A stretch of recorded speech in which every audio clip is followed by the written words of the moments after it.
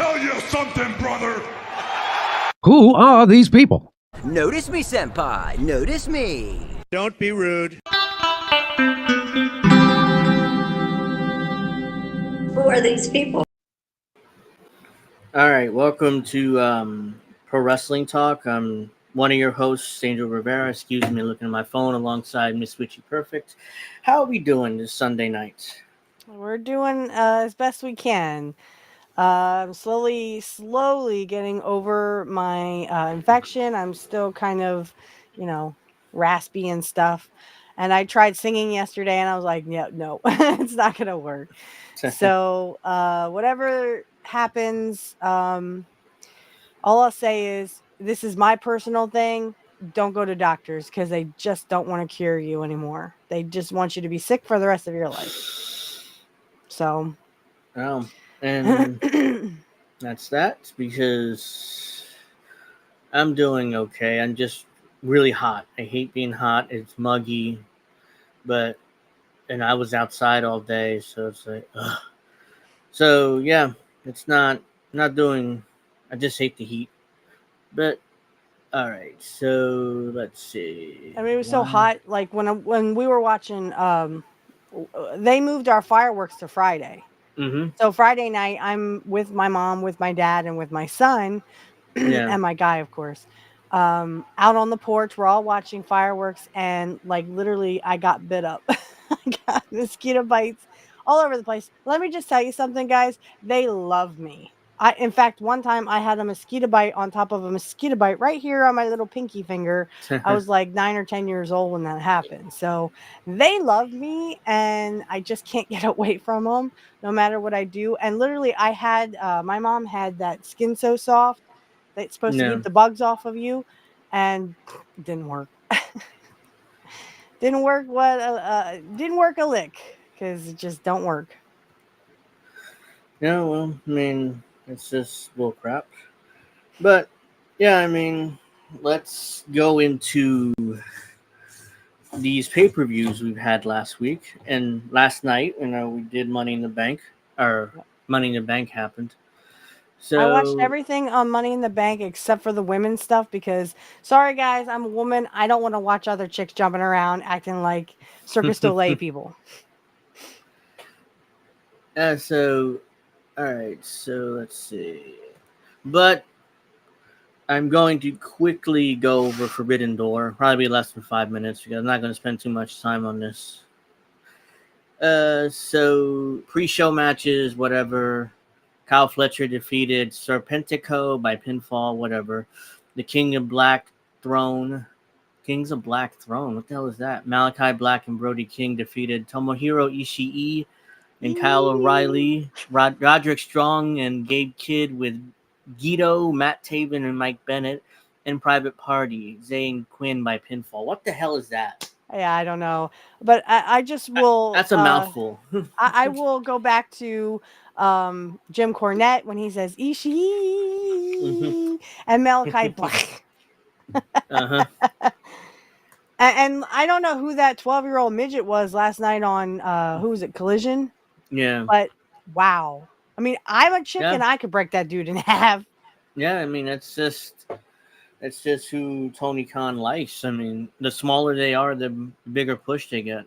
And he was in AEW in the beginning, but they let him go or he left, and now apparently he's back. I don't know whether he has a contract. That was just one night only. I don't know. But well, and Jungle Boy seemed to get himself over just by showing him a belt.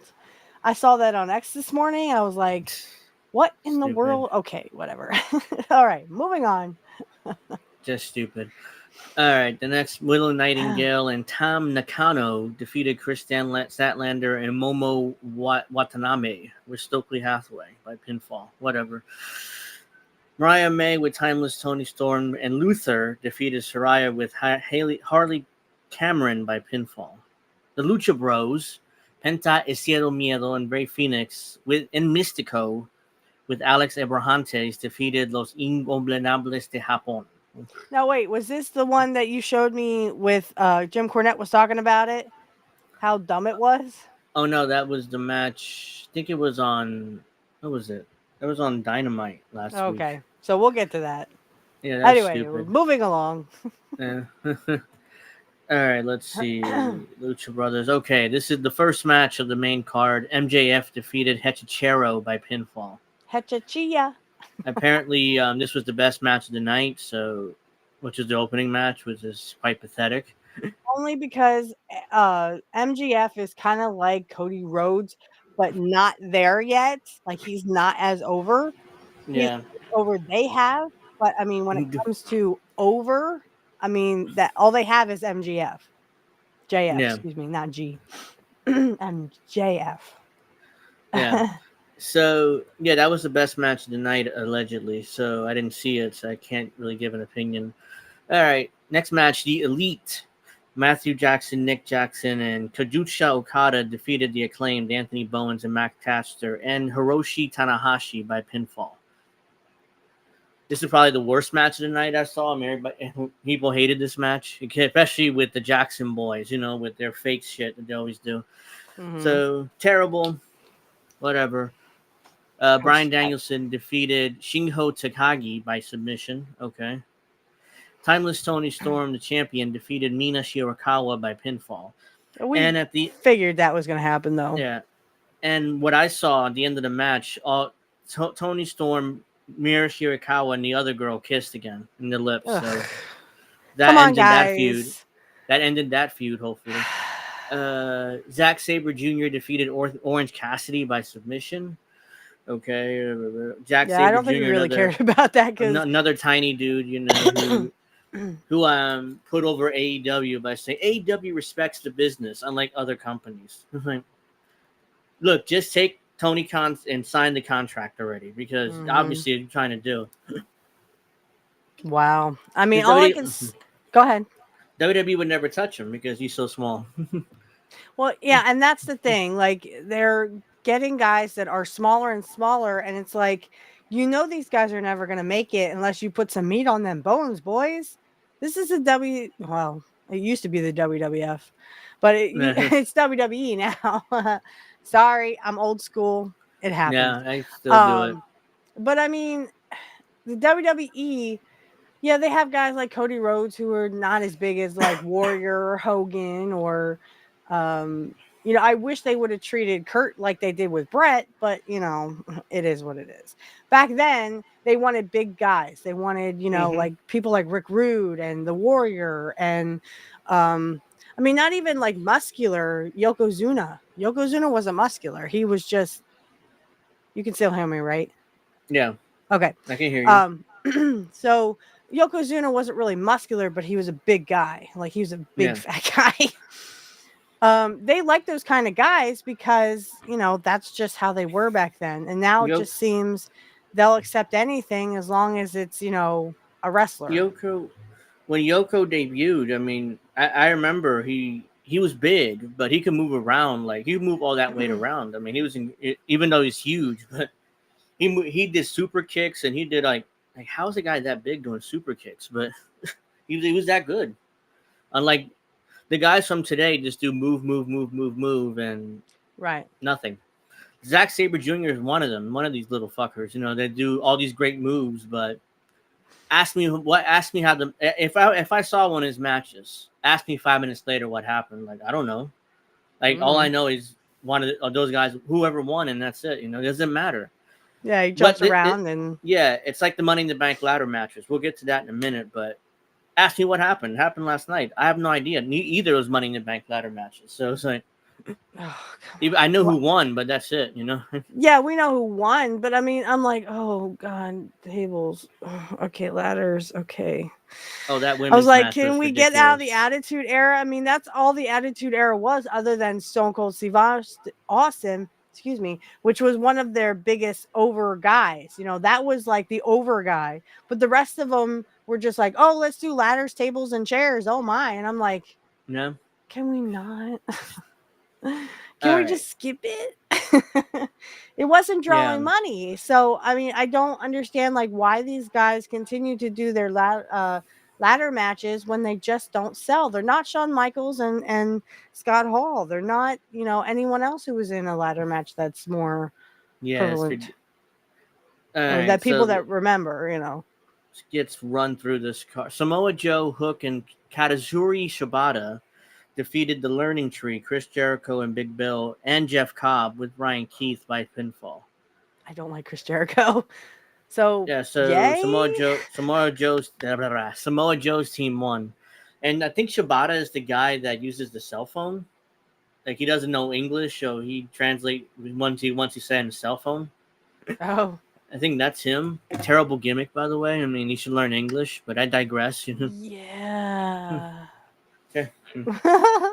Yeah, it is him, because I've seen his promos. He literally just does this, and then Renee puts the mic to the phone, and that's whatever the machine says, that's what he's trying to say. It's not even funny. It's not even really that funny. All right, so let's get to the ladder match for the TNT Championship. Jungle Jackoff, Jack Perry, defeated Konosuke Take a shit. I don't know. Take a shit. Mark Briscoe, Takeshita. Yeah, Mark Briscoe, Dante Martin, Leo Rush, and El Phantasmo. So, of course, I knew they put the TNT title on Jack Perry.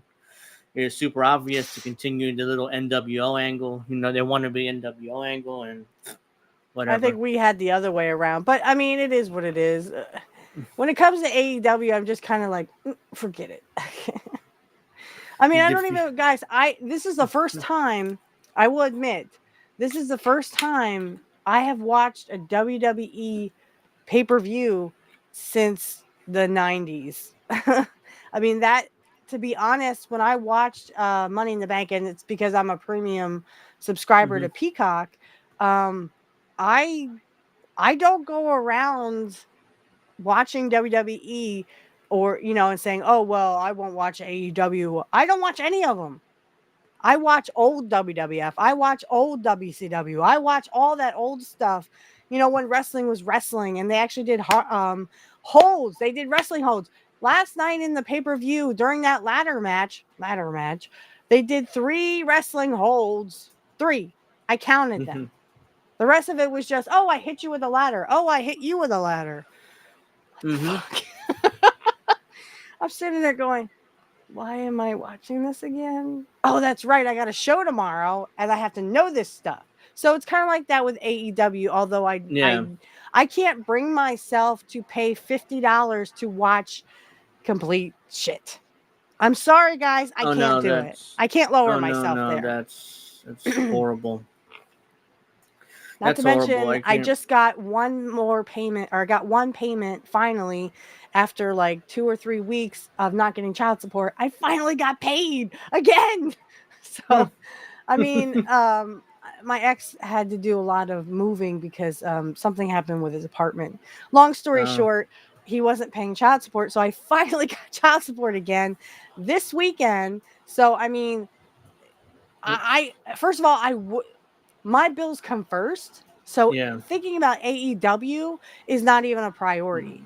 The fact that I have premium Peacock and I can watch any WWE I want.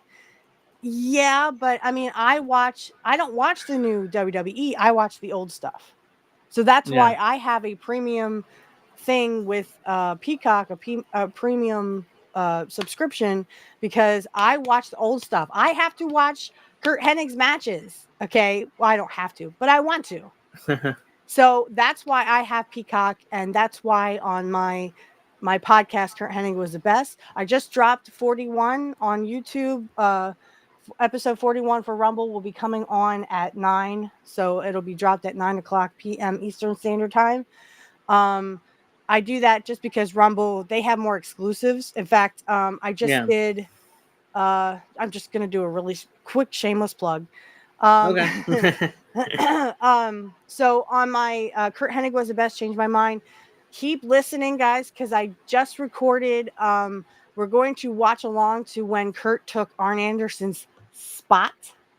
And because of copyright reasons, and because there's some people who didn't like the parody that the NWO did on the Four Horsemen when Kurt, took Arn Anderson's spot. So I'm going to put that to Rumble. So it'll be a Rumble exclusive only. You get to hear not only the actual when Kurt Hennig takes his spot in the Four Horsemen, but you also get to hear the NWO parity on Rumble. So, and then I rant for like 30 minutes afterwards why I hated Arn Anderson and why I thought that Ric Flair getting all butthurt about the parody. Like, if you ever heard Ric Flair talk about that parody, it's like, be quiet, Flair. It was called a joke. If you can't take the joke, take the stick out of your ass. It's that simple. But so that will be a Rumble exclusive. Look for that middle to end of July. So I've just recorded it and I have to record some other stuff first. So, but that will be dropping. And it's when I first watched it, to be honest, it was kind of like, why did he do it 2 weeks before he was? I mean, 2 weeks before he turned on the Four Horsemen, he joins the Four Horsemen? Question mark. I didn't know. I was 11. I was 11. So, you know, but anyway, we're getting back to AEW. I'm sorry. I went off on a tangent. No, it's fun. But just want to let everybody know what's coming up on my other shows. We do a watch along to the Four Horsemen, and I do a watch along to the parody, but that will be a Rumble exclusive only. Yep. So there you go. All right. So the next match is Mercedes Moné defeated Stephanie Vacker by submission. Yeah, I thought I heard about this. Yeah, I remember her. I want to make Stephanie Vacker, and then she proceeds to just beat her flat with her finish. So it's like, and then took her belt too. So now she's a double champion. Oh, I don't think we predicted that, but then I think we just kind of went, I don't know. It's either or at this point. Yeah, and then after the match, here comes Britt Baker comes out and returns after nearly 2 years of being away, and confronts Mercedes, and that's the end of the segment. Like, whatever. What exactly were they trying to tell there? Is I guess they're gonna feud. They're gonna feud next for the championships there. Your guess is as good as mine. Because that's what's gonna happen, because they did a segment on Dynamite where Mercedes was booed out of the building, and she's supposed to be a babyface. Okay. And Britt Baker talked about how she had a mini stroke, which is why she was out for so long. And I'm like, I'm not surprised with the style they work and how much they nearly kill each other. I'm not surprised she ended up with a mini stroke, and she's younger than we are. Really? So, yeah. Wow. She's Adam Cole's girlfriend or wife, whatever. Yeah, but they're together. Okay. All right. So the next matchup is Tetsuya Naito defeated Jon Moxley for the IWGP World Heavyweight Championship. And let me guess, Jon Moxley kissed him at the end. I didn't see the match, so I can't really give an opinion. But I know, him dropping the belt, it's like not surprised. I mean, everybody has a belt nowadays. It's kind of like, oh, you have a belt. He won the belt in Chicago. Never flew to Japan to do a single show, and I think he had no intention of doing that. So, which is why he just dropped it here. Yeah. Which, like, why is New Japan putting their belts on Americans that don't want to go to Japan? I don't know, but yeah, I don't know. Unless they have some kind of contract that they can still be champion even though they don't want to go to Japan. Because I heard a rumor that you don't make as much money as you used to in Japan. No. So no, New Japan is pretty much ice cold right now. So it's like they can't draw anything in Japan. Yeah. They draw more in the US than they do in Japan. I mean, that shows how bad it is right now for New Japan. Mm-hmm. But the main event is Swerve Strickland defeating Will Ospreay by pinfall. Oh, wow. So they wanted Swerve to continue to have the belt. Fine. I do think that Will Ospreay or Ostrich will come back, and I just see like Ostrich winning, but not now, later. I'm like, okay. Will Ospreay kind of admitted this during the press conference, press scrum, whatever they call it. Mm-hmm. He went to Tony Khan and is like, yeah, you gotta let Swerve beat me because I don't want people to think he's a transitional champion. So you buried yourself because that's basically what happened. He buried himself because it's like, why book the match first of all? If you're not intending him get the belt into Wembley, why you're booking him now before 2 months before the Wembley show? I don't know. Unless there is like another story that we need to tell, but I mean, let's face it, guys, AEW is not in business because of its storylines. So I'm trying to be as nice as I can here because I mean, literally, what the fuck is that anyway? He admitted that the only he wanted Swerve to beat him because he didn't want the perception that he was a transitional champion. I don't even know what that means. What does that mean? I mean, a guy, you put the belt on one guy, eventually he'll transition to somebody else, the actual champion, and have a long-term title run. Mick Foley called himself the greatest transitional champion of all time, so that's where that really came from. I didn't know what that meant, and I just not to go off on another tangent, and I'll just make this real quick. I just heard an interview with Brett, and he was talking about how they were going to put him with Kurt. And Kurt had just won the belt, and then Brett's like, well, you're not going to change the championship right away because Kurt's going to be champion for a little while. So I'm not going to face Kurt. Let Davey do it because the first person to face Kurt as he just became champion would lose. And then, eventually whoever faces him after Davey Boy will eventually win the belt. Mm-hmm. So it kind of makes sense. Yeah. Instead, I mean, these guys, they're marks. They don't know how to protect themselves. If Will Ospreay should have said, we shouldn't have the match. Because if I'm going to beat him, I'm not going to do a job to Swerve 2 months before, I have to beat him. Like and you're going to make me your top guy, Right. And unless there's a storyline in there somehow that we're missing, which I doubt seriously. Like I said, they're not in business for their storylines. No. But maybe Ospreay sees something in the future that could be done. I'm trying to be nice. I'm trying to throw ideas out here. Yeah, I don't know. I'm trying to appease the AWA. Oh my. The AEW fans and not trying to piss them off. It just didn't make any sense. They shouldn't even had the match. Swerve should have probably beaten somebody else. Why not book him with a Japanese guy and just let him beat him and move on? They have all these Japanese guys. Now, when did he become champion exactly? February. It's been about 2 or 3 months, right? February. Because they did it in they did it during Black History Month, which was so painfully obvious why Tony put the belt on him. Okay. So my question is, so February's over. Not that you didn't want to have, a champion for what Kurt was champion for about 6 months. 6 months. And then he lost it to Kerry at SummerSlam 1990 and then got it back after Survivor Series.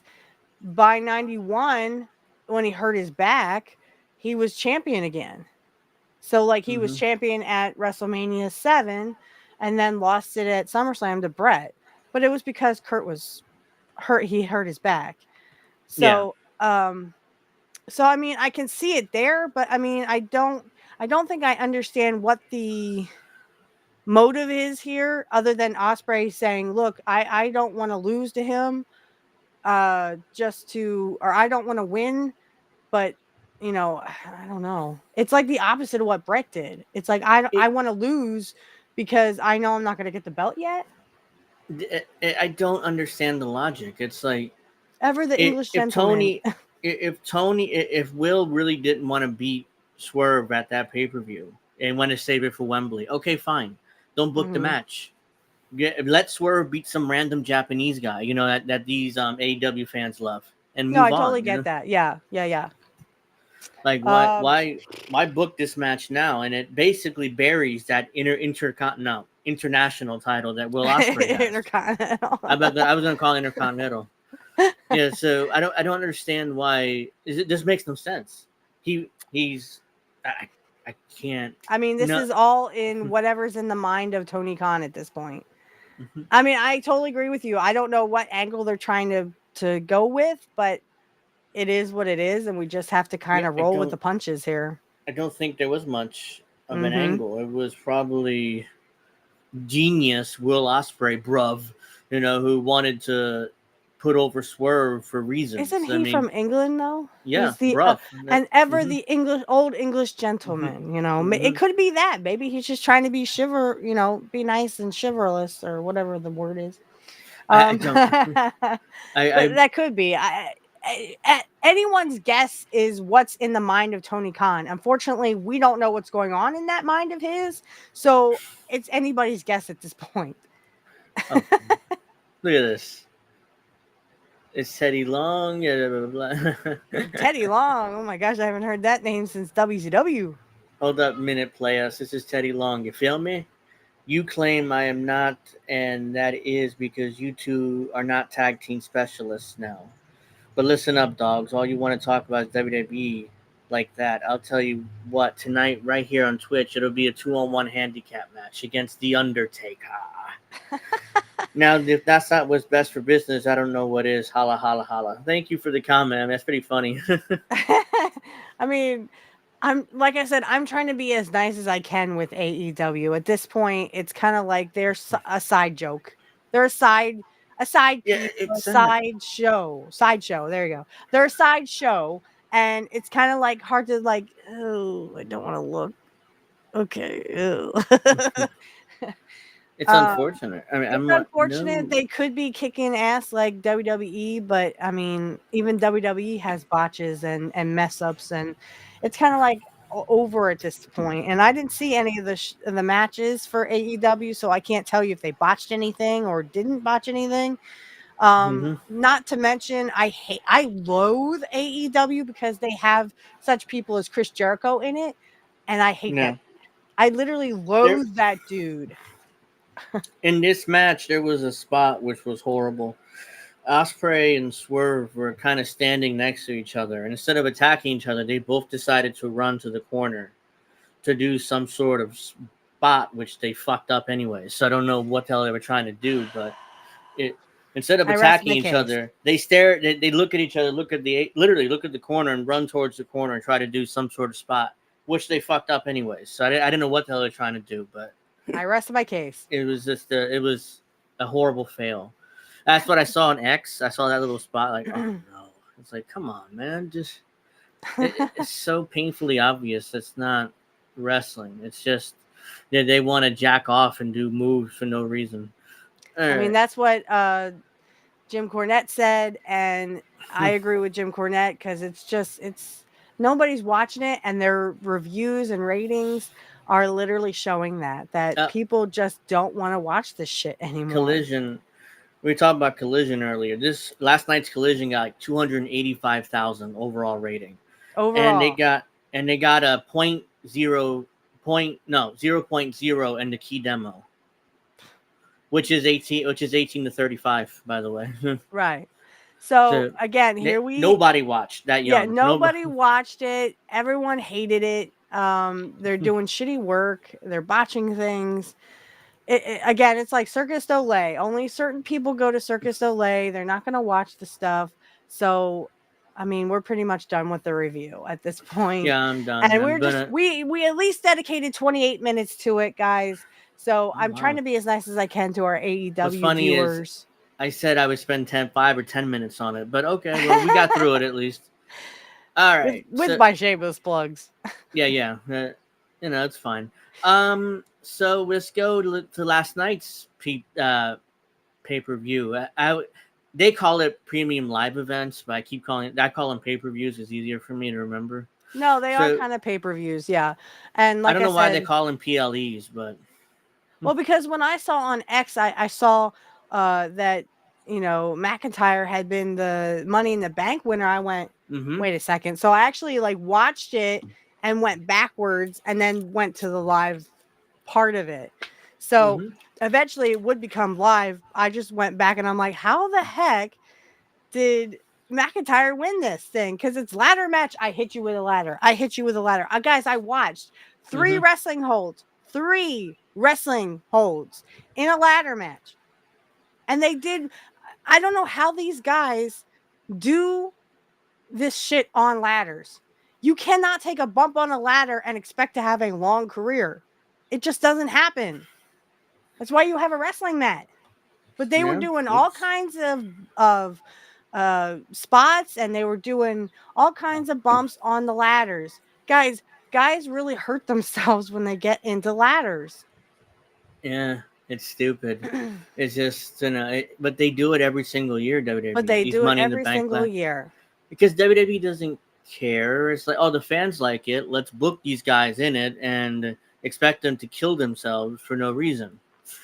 Which ultimately, the reason is the briefcase to that chance to become world champion. But And they could Chad justify Gable it that swinging way. on the thing. I went, oh no, and then boom. Yeah, he was like this, I was just and like, I'm like, oh, come on. You know what? Just grab it. Just do that. You pull it off, right? You, and you, now you you have won. you have upper body strength. Just grab it, and then come down. You won the match. Nobody can do anything about it. There's no ladder there. Instead, he just drops and just falls. He like just chest drops first. and falls and leaves the briefcase there. Yeah, I know. I was like, oh, come on. Like, you have upper What the body hell am I strength. watching? Just grab it. Because if you didn't have upper body strength, that's one thing. But that Chad Gable has plenty of upper body strength. You can very easily do that. Yeah, but he's a short dude. He's really short. Yeah, but it's just ridiculous.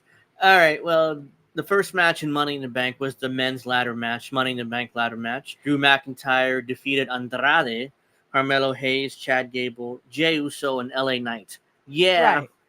Well, and let me just say, I kept going, why are they doing a main event right now? Because I thought this was the main event. So I'm like, why are they doing a main event the first match? They only had 5 matches, correct? Yeah. Okay. They only had 5 matches, and the Money in the Bank, men's Money in the Bank, was first. I went, what? Wait, what? I got to see this for myself. So I actually watched the match, and I'm kind of like, oh, that sucked. Hey, I like Drew McIntyre. He's growing on me, okay? Let me just say, he looks like a wrestler. He acts like a wrestler. He was all in. And, the whole thing with the, Chad Gable and swinging from I'm like, oh, okay, boom. And I was just like, that. Yeah. That's not real, right? People are not going to believe that shit. I didn't really pay attention to the match itself. It was more every time I looked up, they were doing a stupid spot. It's like I just grimaced. I just grimaced. It's like whenever I look up from my phone, it's like, you were watching it on your phone? No, I'm watching it on TV, but I was looking at my phone for most of the match. Did you buy it on pay-per-view, or do you have like Netflix or I have Peacock. You have Peacock. Okay. Yeah, so I watch it there.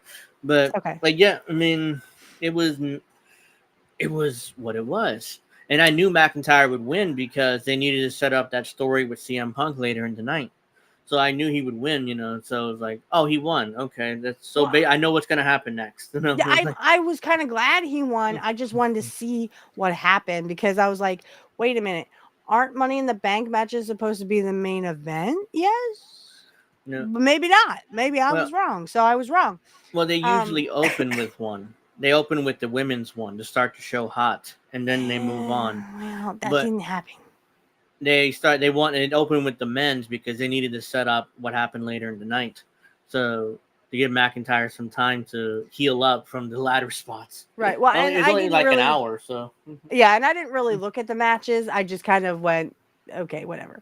So I didn't plan on watching it. I planned on watching or like looking through X and saying, oh, okay, so and so won the whatever, and so won that match. Okay, so and so won that match. I ended up watching the whole effing pay-per-view, except for the women's shit. I'm sorry, ladies. I have titties. I don't need to see titties running around and jumping around and doing circus delay. Okay. All right. So, yeah, McIntyre won. I don't. There's nothing in particular about this match that sticks out to me, and so except for I hit you with a ladder. Yeah, that's why. Yeah, because everybody. And then the Chad Gable thing. I was just like, oh. Yeah, that's the only thing that really stuck out to me. Because they kept saying, "Oh, he's dead. He's dead." I'm like, I don't think he's dead, but he's not gonna have a very long career if he keeps doing shit like that. He just. Like he fell chest first right into the canvas and then like kind of rolled out. Sorry to interrupt. Do you know who the other commentator is? He's married to Camilla. Corey Graves. Corey Graves, thank you. find another guy, please. I kept telling this dude to shut the fuck up. Yeah, he's the he does play by play. He does play by play on SmackDown, but he was Michael Cole's color guide for tonight. Okay. Okay. Well, I kept telling that guy to shut the fuck up. I was like, can I just listen? Can I watch the match without you going, oh my God? It was like having the ECW guys back again. All right, so that match happened. The next match on the card was Sami Zayn defeating Braun Breaker for the Intercontinental title. Yes, and can I just say one thing before we go into this match? Yeah. He looks like his daddy. Braun Breaker looks like his daddy, y'all. I'm like, oh my God, is that Rick Steiner? Oh my God. No, that's his son. No, so his son. Mm-hmm. So his son. Because they kept going, ooh, ooh, ooh, in the crowd. You could hear it. And I was just like, that's part of his gimmick too. He looks like Steiner. I'm like, oh my God, he's like a spitting image. Yeah, that's part of his gimmick too. So that's why they were in our era. Our era was the Steiner brothers. Yeah. He doesn't look anything like his uncle. He looks like his daddy. What can I say about this match other than what the fuck was that? I thought Braun Breaker was awesome. He acts like his dad. He's second generation. Mm-hmm. He acts like his dad. He wrestles like his dad. That's why this match was what it needed to be. It was fine. I mean, it was fine. It's probably the best match of the night, quite frankly. You know, the rest of them were full of horrible botches and stuff. We'll get to that, but well, and you were saying how you didn't think that Sami Zayn was going to lose in Canada. It's kind of like the whole Bret Hart thing. Didn't want to lose in Canada, just like Bret didn't want to. So no, there was no way he's going to lose that belt there because they're in Canada, 1, and 2. I'll say this: a lot of fans were upset by this match and the finish that he lost to Sami clean, but it wasn't really. It was. If you actually watched the match, you realize that Braun Breaker took most of that match. He dominated Sami Zayn. Oh my gosh, yes. Oh my gosh. Sami Zayn barely won on the skin of his teeth because Braun Breaker made one mistake and he hit his finish and pinned him. So it wasn't like Sami Zayn took 90% of the match and just beat him flat. That's not what happened. That's not what happened. You saw Braun Breaker's talent. It was talent beyond talent. And that's because he's second generation, guys. That's the whole point. He's like Kurt. He's like Bret. He's like all the other second generation guys that came up through the ranks. And, give his dad credit. I didn't like his dad. I didn't like his uncle. But they were great wrestlers. Because they were college wrestlers. They were amateur wrestlers, college wrestlers, and they came up in the ranks. They didn't stay in WWE too long, but they were in WCW. But the one thing I will say that I said to my man, because him and I were watching it last night. Yeah. We were both watching the pay-per-view last night. Mm-hmm. And I was saying how, I heard Jim Cornette say on his podcast that Rick wasn't really good in singles competition unless Scott was there. And I tend to agree. Without Scott, he kind of like lost. Braun Breaker, he is so good by himself. You could see the wrestling moves and and he looks great. He looks like his daddy. He looks, the type of wrestler that you need to be to have those. And he did wrestling holds, wrestling moves. I was like, he's doing wrestling.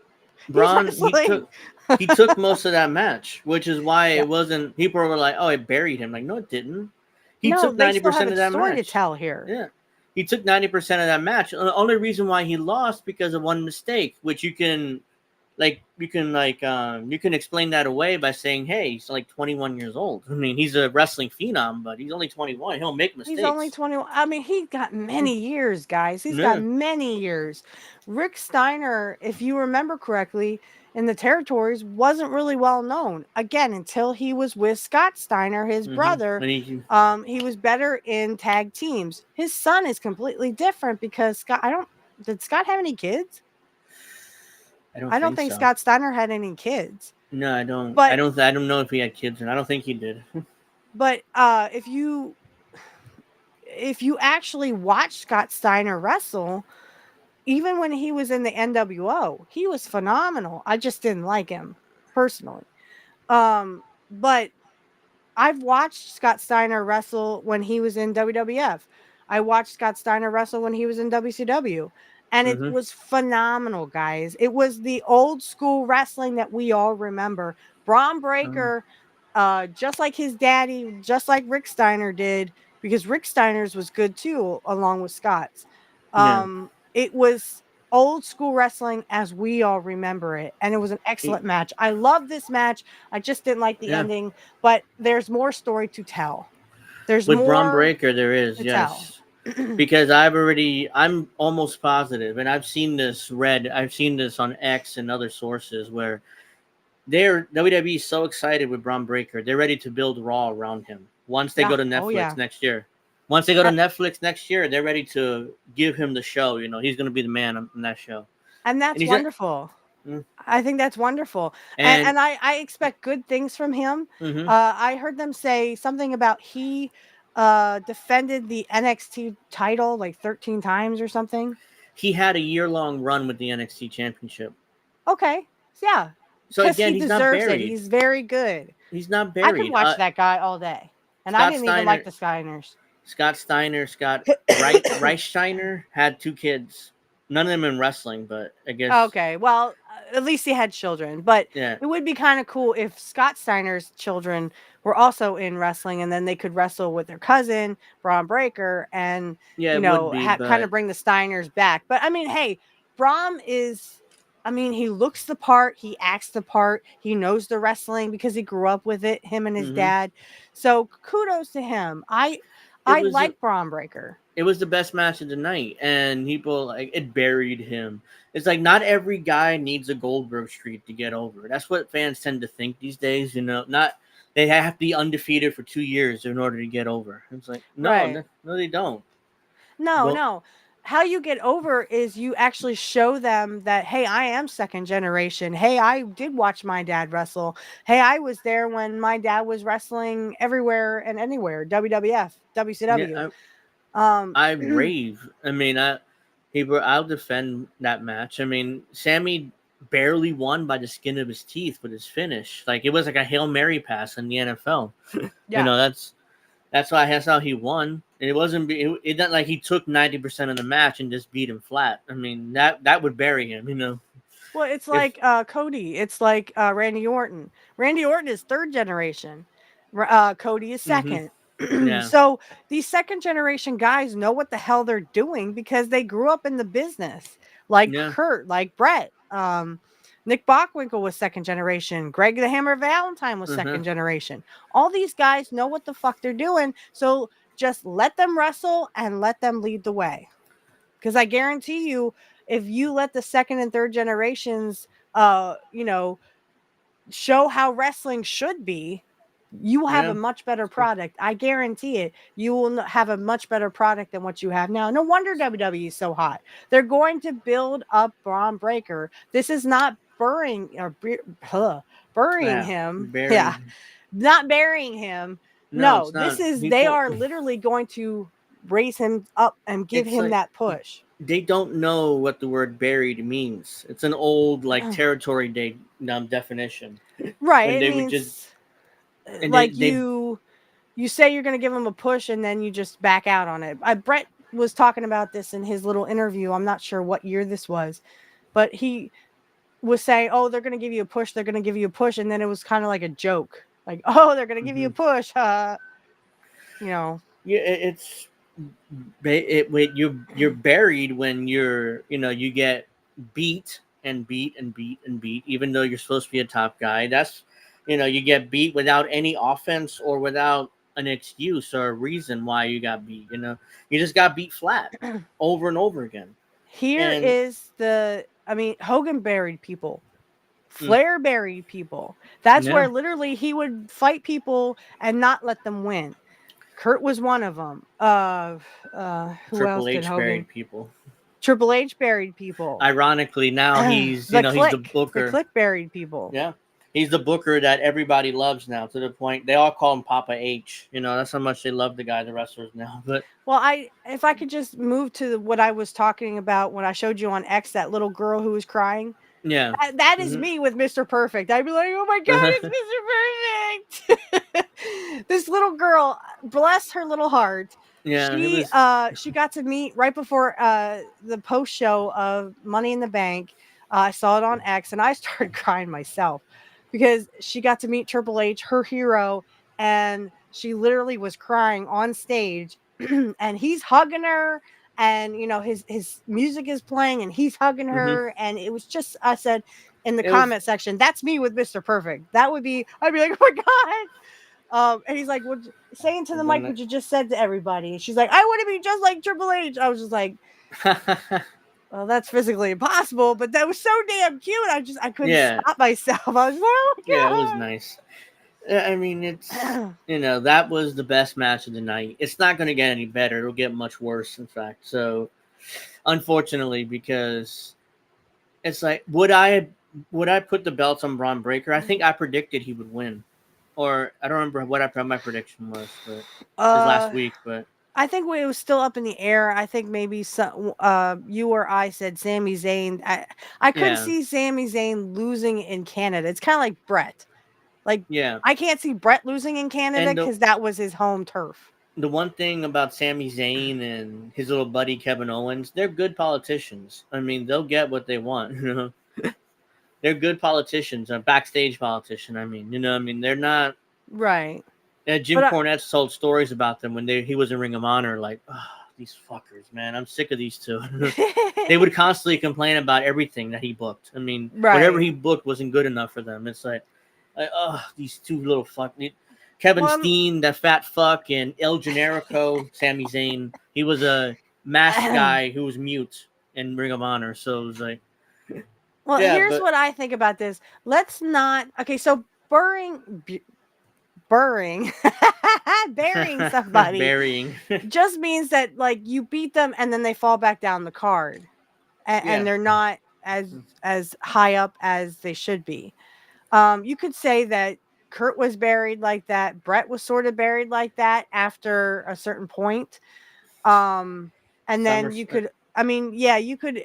There's a lot of guys that got buried. I could get into Brett because what Hogan did to him, not there's 3 times probably Hogan fucked him. The first time, right? But he didn't get pushed down the card, not like Kurt did. Yeah, I mean SummerSlam '93 though. Like I'll go over this real quick. Hogan, Brett dropped the belt to Yokozuna at WrestleMania 9. This whole drama, and then Hogan comes out.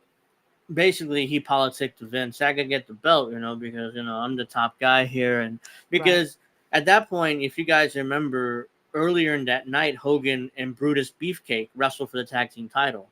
Right. So Vince was ready to move him back down the card a little bit after like 10 years on top, nearly 10 years on top. He's moving him back down the card, and Hogan, of course, he's like, well, I don't want the tag team belts.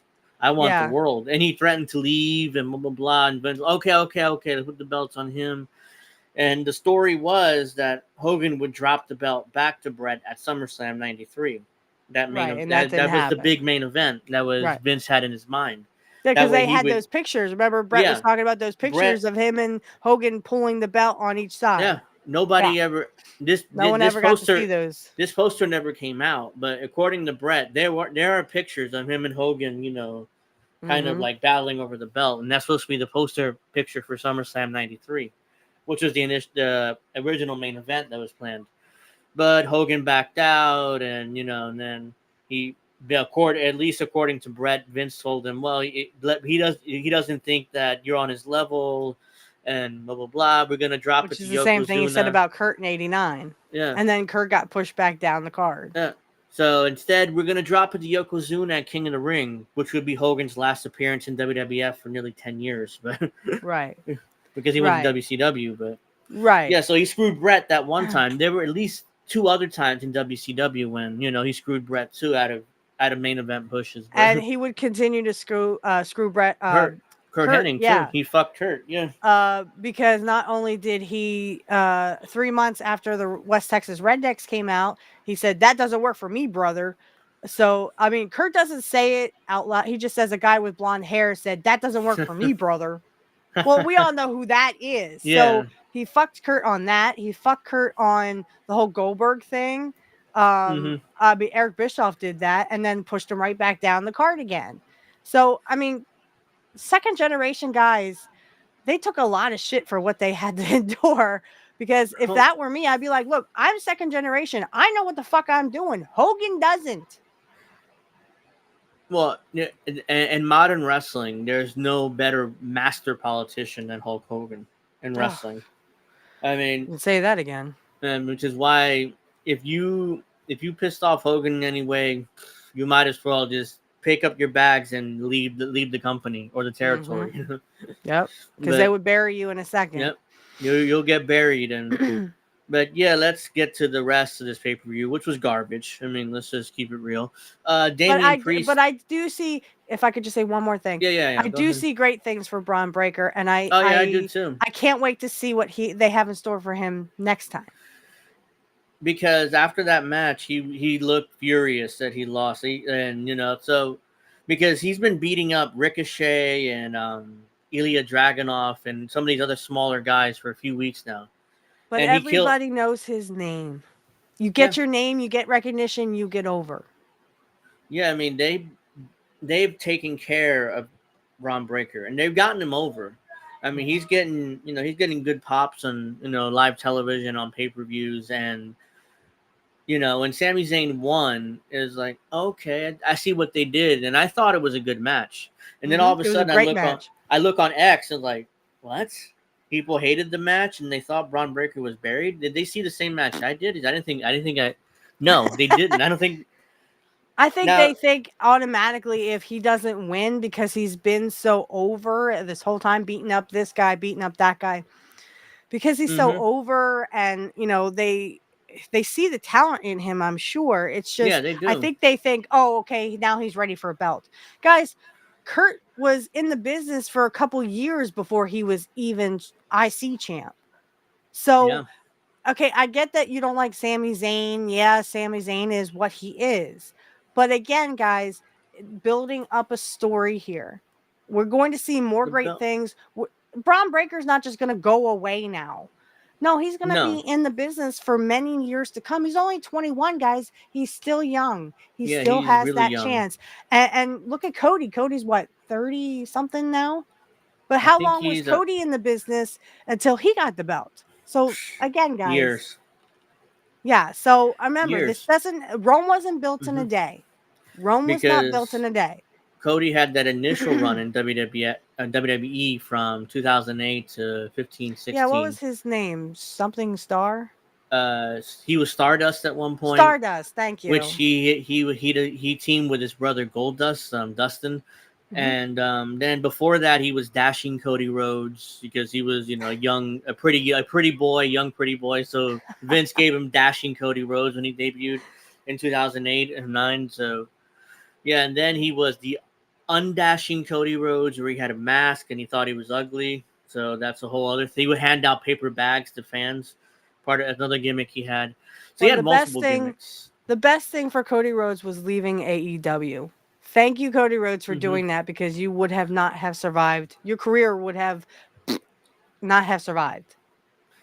Yeah, AEW, the fans turned on him because he thought he would be the top babyface.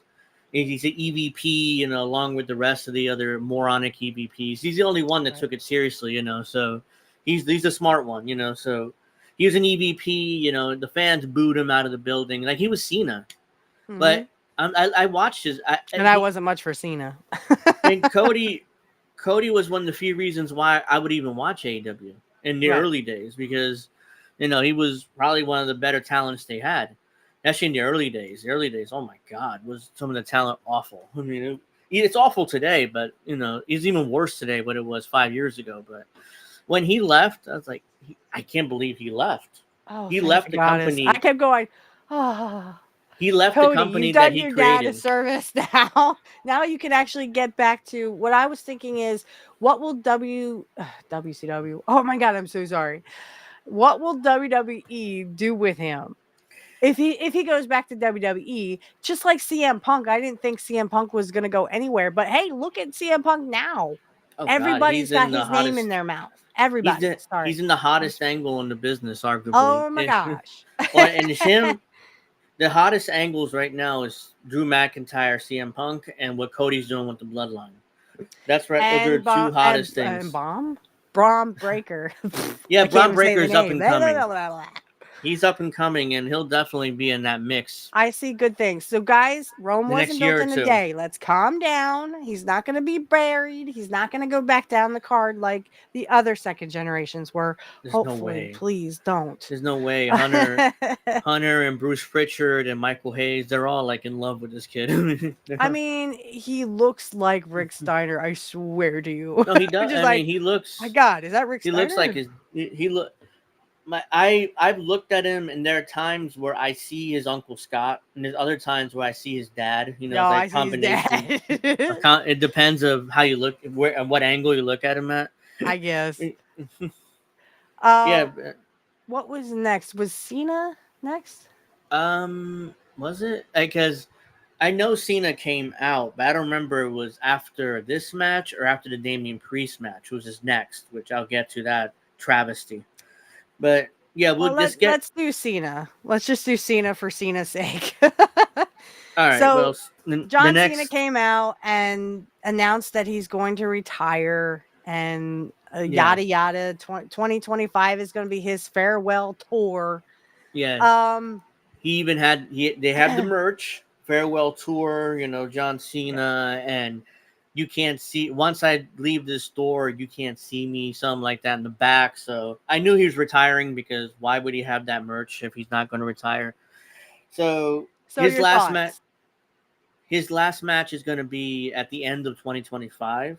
He's going to work a Royal Rumble, WrestleMania, SummerSlam, and his last match would be probably at the end of the year. Series? He said, "Yeah."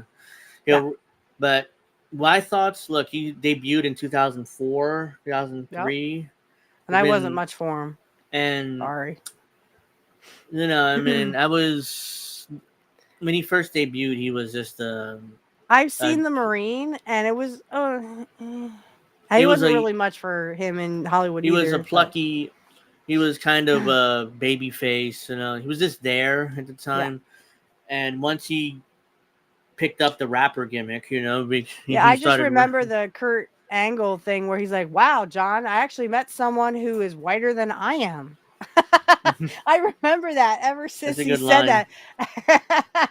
And I don't like Kurt Angle at all. But I do remember that line from that. So, and really early on, I knew that Vince had major plans for John Cena, because he's having matches with Undertaker and with Kurt Angle and a lot of these top guys, and he's just debuted, and he had a title match against the Undertaker. Undertaker beat him, and after the match, Undertaker shook his hand. I was like, yeah, he's going to be a champion pretty soon. Yeah, he's going to be the top guy. One of the top guys. There's no reason to do that segment, and Vince didn't have any plans for him, you know. So he did that. He became the guy, you know, the main event, whatever. He was on top. You can't see me. He was on top for years and years and years. It was like, even I like. At the same time, though, it was like there was a period from 2010 to 2013 or 14 where it felt like every main event of a pay-per-view was Randy Orton, John Cena. Yeah. It was like, Randy Orton and John Cena are great together. They have good matches together, but like it felt like years in a row on pay-per-view. That was only the main event Vince knew how to book. It was John Cena and Randy Orton. Yeah, I stopped watching after 2004 because I graduated from high school and just went, yeah, this is not for me anymore. This is not the old school wrestling I had once grew up with. Stone Cold was pretty much gone by then, and just a lot of the guys that I had remembered who I actually liked weren't in the wrestling, or they had passed away, or whatever. Yeah. So it wasn't like my kind of wrestling anymore. I'm trying to think. By 2004, Austin was. I think he might have been Raw GM with Bischoff, wasn't he at that time? That was more like 2005, 2006. What was he doing then? Well, he was still kind of in it, but then he was still kind of out of it. Yeah. Yeah, I think he retired. He retired at WrestleMania 19. He had his last match with The Rock and put him over. Yeah, and so a lot of that stuff happened I just remember 14 and 15 because that was during the Austin versus McMahon feud. And by then, Austin, I mean, I love Austin when he was GM because I love when he comes out. He was talking to Chris Jericho and he's like, is there anything else you could possibly bitch about? Oh my God. I love that. I love it. I was laughing my butt off. I know him and Bischoff work well together on the mic. I mean, they were both co-GMs. You know, they would like go back. I and remember forth that each other. too. Yeah. So that was after 2004, but yeah, I mean, it was good. I mean, so he was around, but he wasn't wrestling until like 2007 it was or more 8. like he was the comedy relief and GM. So, but I, and then I just stopped caring. Even though I wish I had seen some of Joe's matches. I'm so sorry, Joe. I'm so sorry. He debuted in 2000. I can't remember.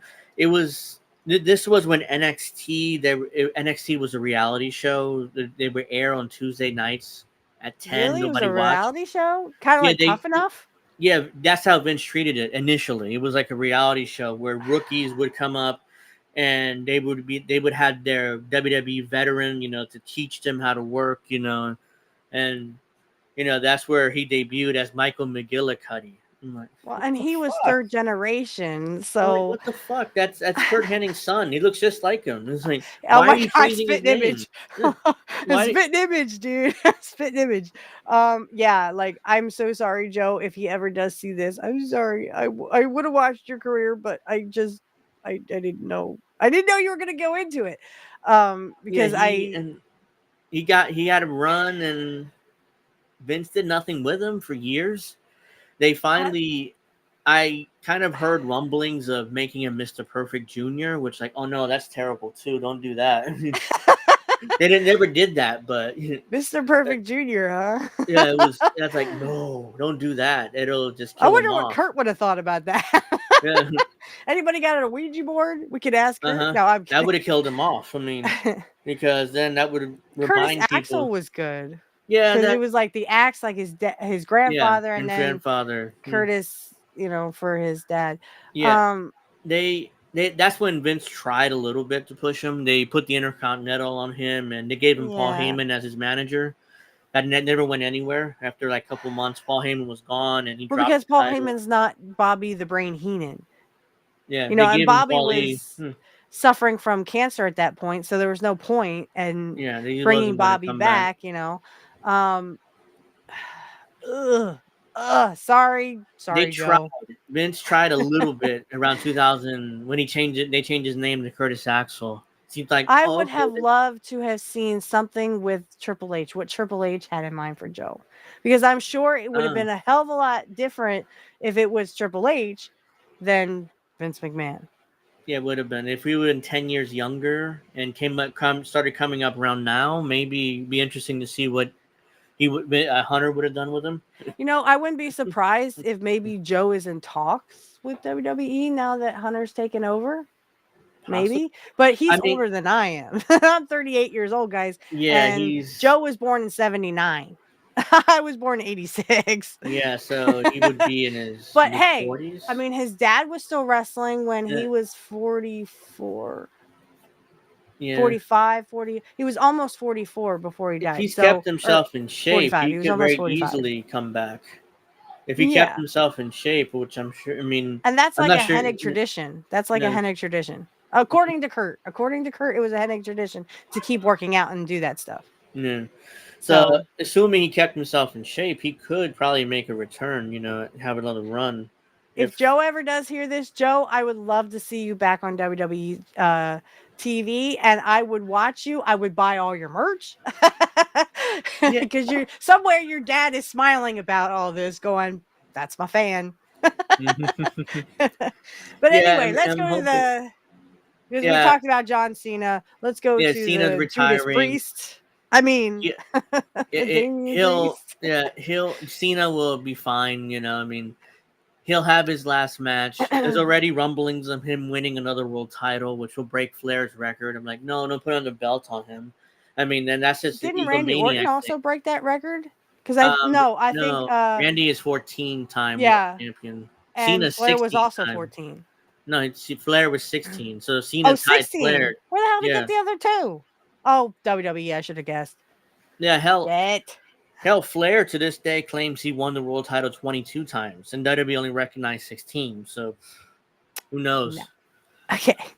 Flair claims he was 22-time world champion. How not much 16. has Cena had it? 16. 15? Oh, 16. 16. Okay. He tied Flair a few years ago. Well, if they You know? give Randy Orton about 3 more times, he would beat Flair's record. Randy's more. He's around more often than Cena is. I mean, even though. That's what I'm trying to say. So I don't think Cena would put a world title on himself this late in his career. Maybe the world title, because a secondary world title, it's like, okay, here, break the record. Okay, drop it a month later or something. Maybe that one. The thing is, Cena can fall back on his Hollywood stuff. Yeah, he's he doesn't big in need to wrestle Hollywood. anymore. He's done movies now, like The Rock has done movies. He's not like The Rock, like where Black Adam's kind of ate his movie career. Which is why he slinked his way back into wrestling, because he knew that he would be cheered. When he came back, he'd be a star again. So I see good things for Cena in the Hollywood scene now that he's going to retire from wrestling. So there's more yet to come. Yeah, but now that we go to the other match, which you want to talk about this? The third match on this card was Damian Priest defeating Seth Rollins and Drew McIntyre. So real quick, McIntyre cashed in and appeared towards the end of the match, and that's what made it a triple threat. Oh, this match was brutal. Oh my God. The only thing that made that spot good is the CM Punk coming out to screw McIntyre out of the title again. Which makes Damian Priest kind of an afterthought as world champion, because it's like it wasn't even about him. It was about the story they were telling in McIntyre and Punk. And Seth Rollins too, because Seth Rollins got screwed by Punk too. Yes, he did, because now as long as I always want to say Judas Priest. Damian Priest is champ, he can't ever be champion. It's kind of like if Austin had lost and could never become champion again, as long as Vince McMahon was still in the company. Yeah. So they did. So basically, as long as Damian Priest is champion, Seth Rollins can get another title shot. Right. Which is what's going to lead to Seth Rollins and CM Punk eventually having their rivalry, because that's another story WWE needs to tell. Right. So that he screwed both of them. But then you also had the big botch, and we have to talk about it because it was literally brutal. I'm sitting there going, oh my God, there's no kayfabe anymore. Was it Vince that always had this rule? That if you did not kick out, it was done. Okay. Yeah. So, all right. So we have Rollins does an arrow. Is that what he calls his finisher? What the hell is his finisher? No, it's a stomp. His finisher is stomp, but he did what's called a Falcon Arrow suplex, which is like a modified suplex. Okay. So again, they have millions of finishers and everybody kicks out of everything. Okay. Except for the part where not Judas Priest, Damian Priest forgot to kick out. Oops. He forgot to kick out. Y'all saw it. I mean, the ref made it so blatantly obvious.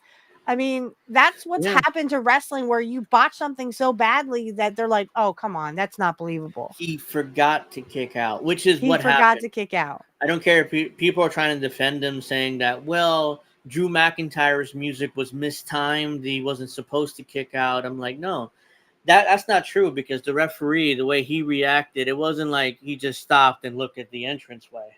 No, he stopped and did this. It was a 2 count. And he kicked out. Like, no, he didn't. He didn't move. His elbow, you can see he's laying flat on his back. Nothing's happening. No shoulders are up or nothing. And this is what I was talking about in my one episode, my newest episode I just dropped. When I recorded it, the referee had to help Kurt because Kurt was struggling to sit up. Okay, so the referee had to put his hands up underneath Kurt and push him up. If you look, it's not a bad botch, but I mean, Kurt couldn't help it. Yeah, not Judas Priest. Damian Priest could help this. All he had to do was this. Yeah, all he had to do was turn over off the canvas. He never did, and the referee claimed that he did. The referee claimed that he did, and then Triple H was like, "Oh yeah, that one was." He looked, because usually if the music was mistimed, what I would assume you would see is 1, 2, and then referee look towards the entranceway because the Right, music and he was would stop playing. counting. But that's not what happened. That's not what happened. No, he literally went like this and went 1, like that. 2, and the referee looked at the I didn't timekeeper. see him move. Not Judas Priest. Stop saying Judas Priest.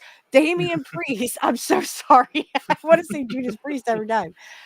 Damian Priest didn't move. He did not move, guys. Nothing moved. No So shoulders, no nothing. You just laying referee there. did 1, 2. Then he said he looked at the timekeeper and said he did this. It was 2. It was like, no, he didn't.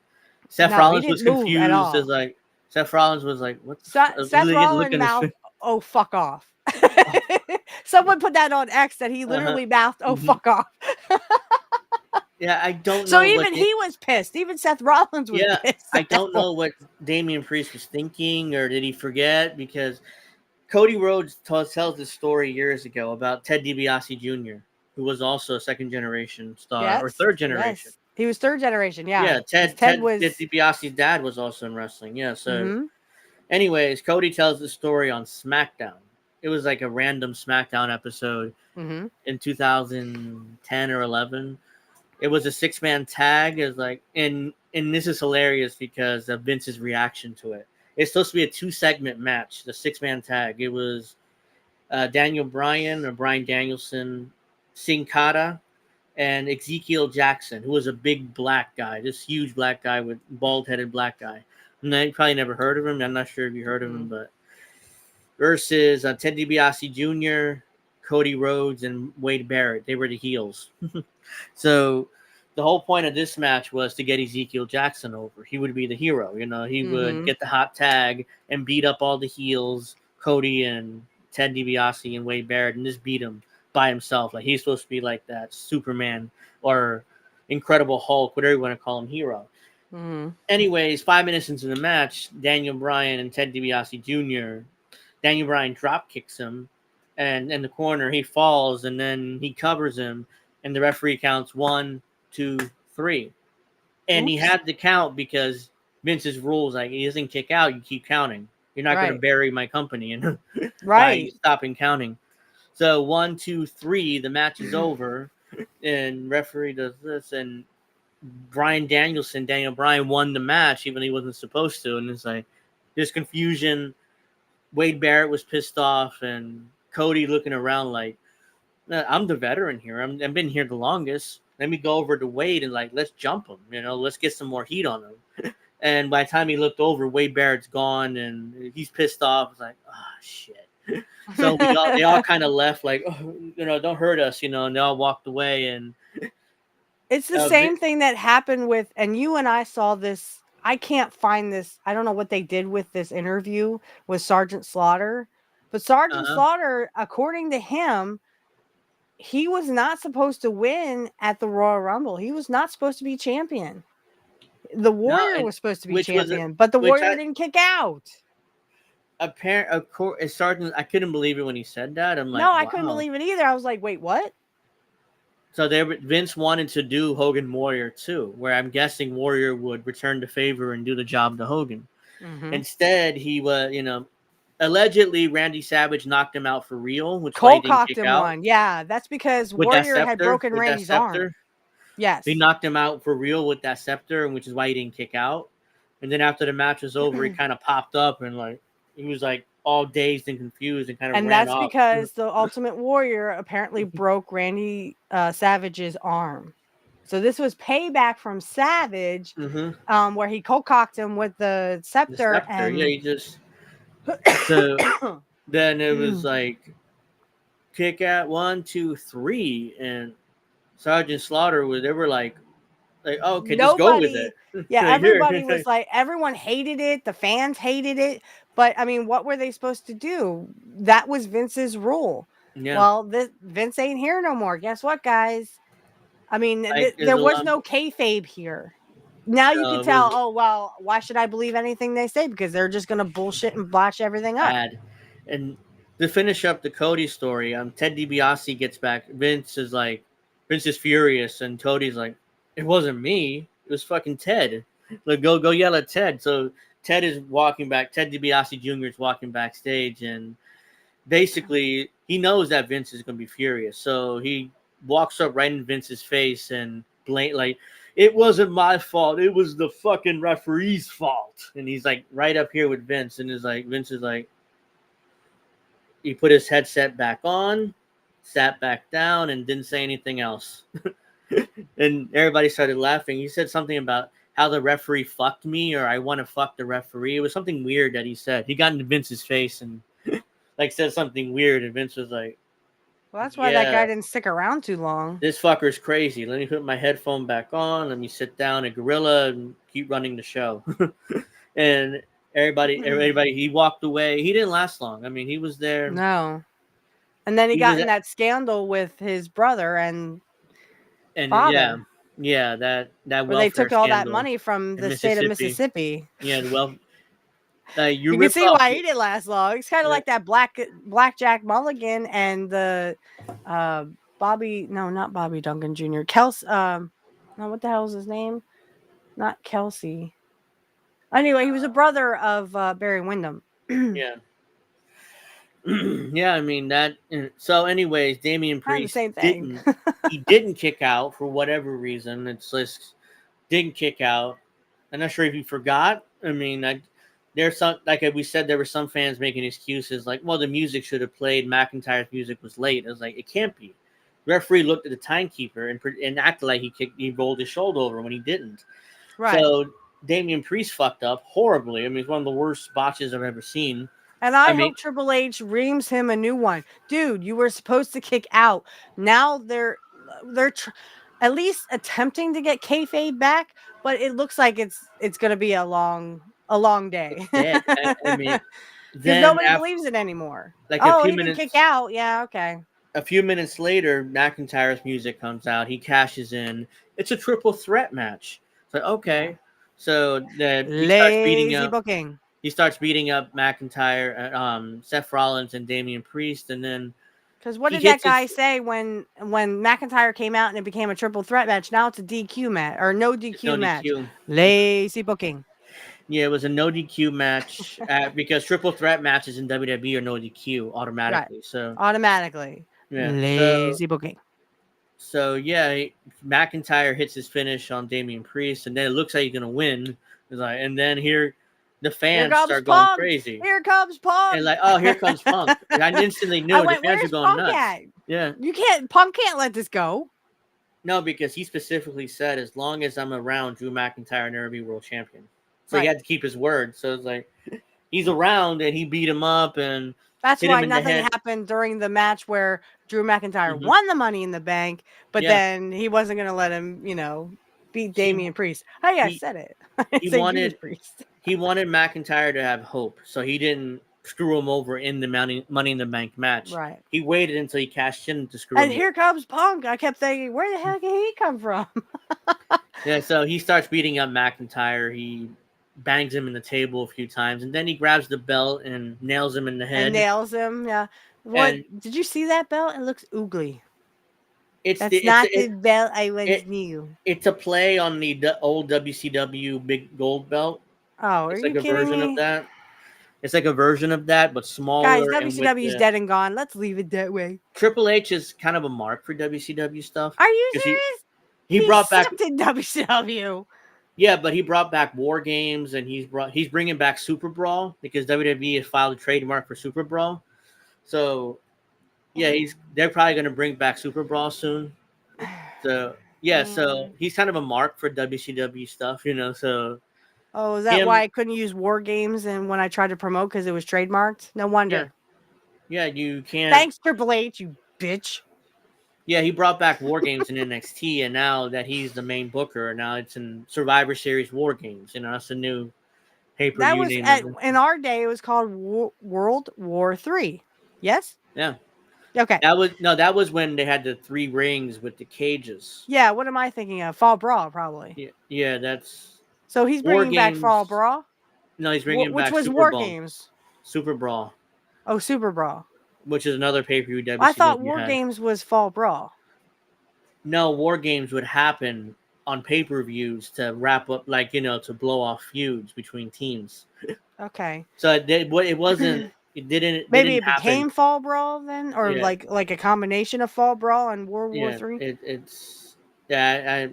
Yeah. I Because know my newest Dusty. episode is World War Three, 97, Kurt and Ric Flair. They had that 3, but World War Three, they had 3 rings with cages in Yeah. it, and like Yep. 50, like 20, 30 dudes were each ring, which is impossible to film. I don't know Ish, how they yeah, filmed that. yeah. They had It was about 60 ridiculous. guys. Yeah, Yeah, it it was was, 3 rings, 60 guys. how do you film that? I mean, I would be mortified. Like, I'm not like. In 97 they had 3 cameras. So one camera would shoot ring 1, Uh-huh. another camera would Yeah, I do remember. 2, and then another camera would do ring 3. That's mortifying. If I'm a director or something, Yeah, it's I know. like, I could never find Kurt. I'm like, Kurt, where are you? Oh, he's in yeah, the back. God it's dang like it. it's like, oh yeah, we're gonna do 3 rings, 3 cages, 20 dudes each in them, and you got to Well, film this and make it look rational. right. In Oh. 96, it was the giant one. Of course, he was with the NWO. In 97, it was Scott Hall, who was in the NWO. I don't know who won 98 because I don't think I was watching at that point. But those are the first 2. But yeah, I just dropped WW3 pay-per-view. It was the Kurt Hennig and Ric Flair match, which was right before War Games. So they called it War Games, not me. Yeah, well, the War Games in Or WWE. Battle Royal. They called it the Battle Royal because it wasn't just like the Royal Rumble over the top rope. I mean, if they pushed you out, you hit the floor, you were done. Yeah. So that's the only difference between the Royal Rumble and the WWE. They have 2 rings World War together. III. They have 2 rings together, and they install like a big cage around both rings. Yeah, that was Fall Brawl, or what they called War Games at the time. Yeah. Well, they called it War Games, but it was the pay-per-view was called Fall Brawl. Yeah. Because it was the NWO versus excuse me, the 4 Horsemen. And that's when Kurt turned on Flair. Dusty created that match, the War Games match, and yes, it was back in the 80s when he was booking for Jim Crockett. They started doing War Games then. So, but they called the pay-per-view Fall Brawl. Yeah. So back in the day, yeah. So anyways, Damian Priest just, quite frankly, buried himself as world champion. Oh boy! I mean, he retained his belt, but there's no coming back from that big botch. I mean, it's like, I don't believe it. I don't believe anything you're telling me. Because they literally didn't count 3. He didn't kick out, and then it just didn't. It was a clusterfuck. It just fell apart. It just all fell apart. Because I'm sure Damian this is his first world title run, so this is his first opportunity on top, and he just shit the bed there to the point where completely. I don't. They got to take this belt off him. Probably at SummerSlam when he faces Gunther, but they got to take this belt off him. Yeah, they did show a little bit of a package thing there with Gunther. For Gunther. Mm-hmm. That was good. I actually heard Gunther talk for the very first time. I was like, "Holy crap, that's what he talks like." Yeah, he has like a Austrian German type accent, So yes. So, I was like, okay. They got to get this belt off him. I thought, when he, even though I was happy for him, back when at WrestleMania when D was here and stuff, we were both Puerto Rican. Like, hey, Puerto Rican world champion, great. Let's see what happens. And I thought Damian Priest was black. No, he's Puerto Rican? Hey, that's even better. I mean, at least he looks like a wrestler. Yeah, he does, but it's I don't know how you recover. But he made a little bit of a mistake, and now, unfortunately, Triple H might have to take it off of him because he kind of botched it pretty bad. Like, no one's going to believe any of this stuff anymore. Yeah, you gotta get it off him and maybe forget about this. Yeah. I mean, can I honestly say I thought this was going to be like another screw job, like a double cross. That's what I thought this was. Maybe like the ref was in on it on Seth Rollins. All I kept thinking was, oh my God, they're going to do the same thing to Brett. Or I mean, that they did to Brett. I was like, it was just a botch. Oh, thank the gods. It was just a horrible mistake. It was a horrible mistake. And I'm like, oh, good. Because I don't know Seth Rollins. I don't like Seth Rollins, but I'm pretty sure I don't want what happened to Brett to happen to him. He just signed a contract extension. So I don't see WWE screwing him for real, and that's something Vince would do. I don't know, Hunter would screw somebody like that for no reason. Yeah, but if you remember, Hunter said that he would have done the same thing Vince would have done when it came to Bret Hart. Well, yeah, and I do know he did say that, and so did Jim Cornette. Quite frankly, that's why it was his Yeah. idea. You know, I mean, it was like Yeah. just screw him, Vince. You know, I mean, it's your Yeah. I mean, belt. God damn it, Bill. Sorry. God damn it, Vince. It's your belt. Double cross him. That's what I thought at first. I thought, oh no, they're going to double cross Seth Rollins. Oh no. Like, oh, the referee's in on it and everything. And then I was like, oh, it's just a mistake. Oh, shit. It was a Here I am thinking, terrible like, mistake. conspiracy theory, And then what It saved was it was mundane. CM Punk screwing over Oh, McIntyre and Rollins. that had to happen. I was just Yeah, like, at first, and it was all like, but that CM Punk, because they were screaming it at McIntyre the whole time. yeah, So it because had to happen like this. Damian Priest was already an afterthought heading into this match. It wasn't about him. It was about McIntyre and Punk and and Punk Rollins. and Rollins. That's And three. did you That's see drunk. McIntyre at the post show? He's got like, Yeah, I'm like, I no, didn't this is see it exactly live. what they want. This is what they want. This makes I, good entertainment, people. I didn't see it live, but I saw it on X afterwards. Yeah, I saw it on X too. And it was because this is like right after in their post show, in their press conference. Yes. McIntyre ran up and was furious. Oh, he was and, like, pissed. and he, Adam Pearce, the GM, tried to grab him. He elbowed him, and got him right in the face. And he was going after one of the broadcasters, and and Wade makes for Barrett good was entertainment, guys. This is what we're talking about. This is why WWF. WWE is so hot. Just like Triple H said, we are so hot right now. Yes, he is correct on that. Yeah. Because this is good storytelling. This is, except for the botch, this is what we came to see, or what we would have paid for if we didn't have Peacock. What's worse is WWE replayed the botch over and over again. I'm like, no, stop. Yeah, usually what you don't want to highlight the bad part. If Vince was in charge, they would just not replay it. I mean, they would just ignore it and just keep going. And then Vince would yell at him backstage. Gotten it from Vince. He would have gotten it. Oh yeah. Why the hell did you count 3? He's the dumb fool who didn't get out or kick out. Excuse me.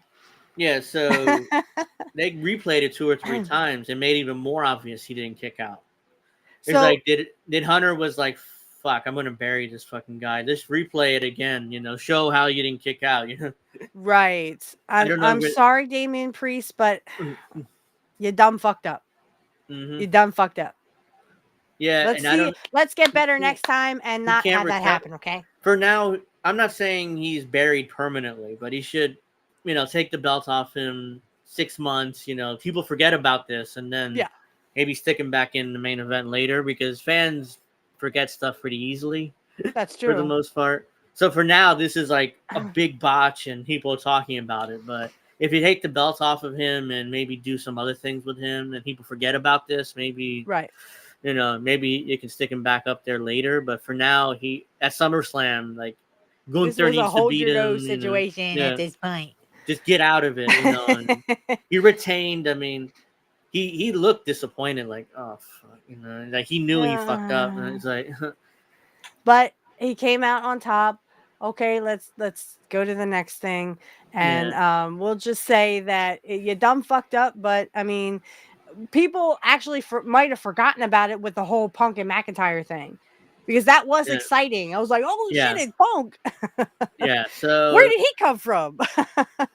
Actually, that's what the commentator said. Where did he come from? And I went, he came from his mother. Yeah, he he came from the audience, because there's a pathway that WWE sets up where it's right next to the commentary booth. So there's like a little pathway there where the ring announcers at. They come. There's usually a tunnel like where the audience is at, and that's why you hear the pop, because they see him. Chef's kiss. They see him awesome. So before it's on camera, so it's like, oh. I went, holy shit, it's Punk. Yeah, and that's what they did. And now it's interesting to see what they will do. McIntyre and Punk's gonna have their match. What Seth Rollins gonna do? Is he gonna screw Punk and beat? And McIntyre will get that win, and then they'll move on to Punk. That's Rollins, the great storytelling that they're doing. Excellent. Yeah. Chef's kiss. Yeah. All right, so you want to go on to the next thing that I did not watch, because I don't like watching titties bounce around, because I got my own titties to bounce around. Okay. Yeah. So this is the women's ladder match, Money in the Bank ladder match. Tiffany Stratton defeated Chelsea Green, Io Sky, Lyra Valkyria, Naomi, and Zoe Stark. This match Yeah, sucked. goody for her. Oh, this match sucked because there were multiple. Zoe Stark in particular tried to do a flippy move on top of another girl that was on top of the ladder, and she totally missed her and busted her ass right in like a foot in front of the ladder. And the other Don't girl do sold shit it. you can't do. The other girl sold it like she got hit. Oh, jeez. Just brutal. Another botch there. Yeah, it was just brutal. That's the only thing I remember Don't do shit you can't do, chickies. That's the only thing I remember from this match because it was that bad. It was that stuck out to me as horrible, but right. Unfortunately, yeah, it's just. And then the girls bring out tables, which wasn't in the men's match, but they bring out tables and set up furniture while all the other girls were down. One girl, what's her name? Chelsea Green, setting up furniture. Every other girl's out and selling. Why is she not getting in the ring and trying to win the match? I don't know, but yeah, she's setting up furniture, and then eventually she gets attacked, and she lost her chance to win. And hey, ladies, psst, come here. It's just stupid. Don't do shit you can't do, okay? And you don't need furniture and break your ruin your careers and break your arms and legs, okay? And then at the end of the match to finish, Chelsea Green is on top of the ladder with Tiffany Stratton, and Tiffany shoves the ladder. So she's on top of the ladder, the other girl, and she takes a bump from the ring on top of the ladder through 2 tables on the floor. Yeah, I saw that on X. It was just a ridiculous bump that she took. I was like, oh, come on, really? So we got to do this stupid shit from the 90s that got so overdone. Yeah, it was one and now of those, they're doing having chicks do it. Yeah, like that makes any difference, you know? Yeah, it's just silly. It was just a needless bump just to get the holy shit chance. And then, Tiffany won the match. This is awesome. I'm like, guys, this is not awesome. This is like a murder scene. The ladder matches of all their careers. Today's ladder matches are just the spot fest that they are. Even WWE, AEW is worse, but in even WWE, they do spots. That's all they do. And it's not like you're taking a bump on a ring. A ring is somewhat soft. A ladder is not. Mm-hmm. And again, if these ladies and these men want to have long careers in wrestling, this is not where it's at, guys. You're not going to have a long career if you keep taking these bumps on these ladders or tables or chairs or etc. Oh my, Yeah, and it's like a crutch to these people, especially the younger generation, where they need to reach for a weapon or something, especially in these ladder matches. Because Scott Hall and Shawn Michaels had arguably one of the best matches I've ever seen in the first ever ladder match that WWF did at WrestleMania 10. Right. But now they're doing these ladder matches, these table matches and chair matches. Literally, they were overdone in the 90s. I didn't like them one bit because in my day, the wrestlers I grew up with didn't need tables, ladders, and chairs. They just had wrestling moves and wrestling holds that they would do, and then they won the match. Yeah. Let's go back to that. Yeah, like I said on X last night, I think the Money in the Bank concept is kind of passé. It's been 20 years. Been started in WrestleMania 21, and it's been around ever since in one form or another. And, Triple H doesn't really book Money in the Bank winners really good. Look what he did to Austin Theory. He completely buried him before he lost. I never saw that. Damian Priest forgot. I forgot that he was Money in the Bank for months after he won it. So yeah, and then you just kind of forgot about it because something else was happening. He did nothing with him for months as Money in the Bank, and then at WrestleMania he cashes in and becomes champion. Like, oh, okay. And then he botches something really big that could be fatal to him, at least his career. If he honestly, I would not be surprised if Triple H was so mad that he takes the belt off of Damian Priest and pushes him back down the card. That would be burying him. He's gonna have to slip back down the card for a bit because people got to forget. It's like a bad taste in your mouth. You got to get like that Triple H when that whole, the curtain call. Yeah. Yeah. And Vince wouldn't punish Shawn because Shawn's a champion. Nash and Hall were leaving, so he couldn't do anything to them. Punish them. So Hunter was the one left hanging in the bag. Yeah. He got it. He had to get beat for a year by the Godwins and do like hog pen matches. Hog pen matches. I remember that because Triple H kept getting up and then falling back down. Yeah, Getting back up and falling back down. He kept getting beat by the Godwins, and it's like, yeah, you knew what was going on at that so point. now I wouldn't be surprised if Damian Priest, sorry, but you botched. But he wasn't the only botch of the night. So now we get to the main event, guys. I actually did watch this. I just didn't watch the entrances because they took too fucking long. I'm like, skip. Come on, let's get to the wrestling. The Bloodline entered together, but the baby faces all had their own entrances. It took forever. Yeah, it took forever. I'm just like, come on, Cody, go to the ring already. Go. So, but let's get the show on the road.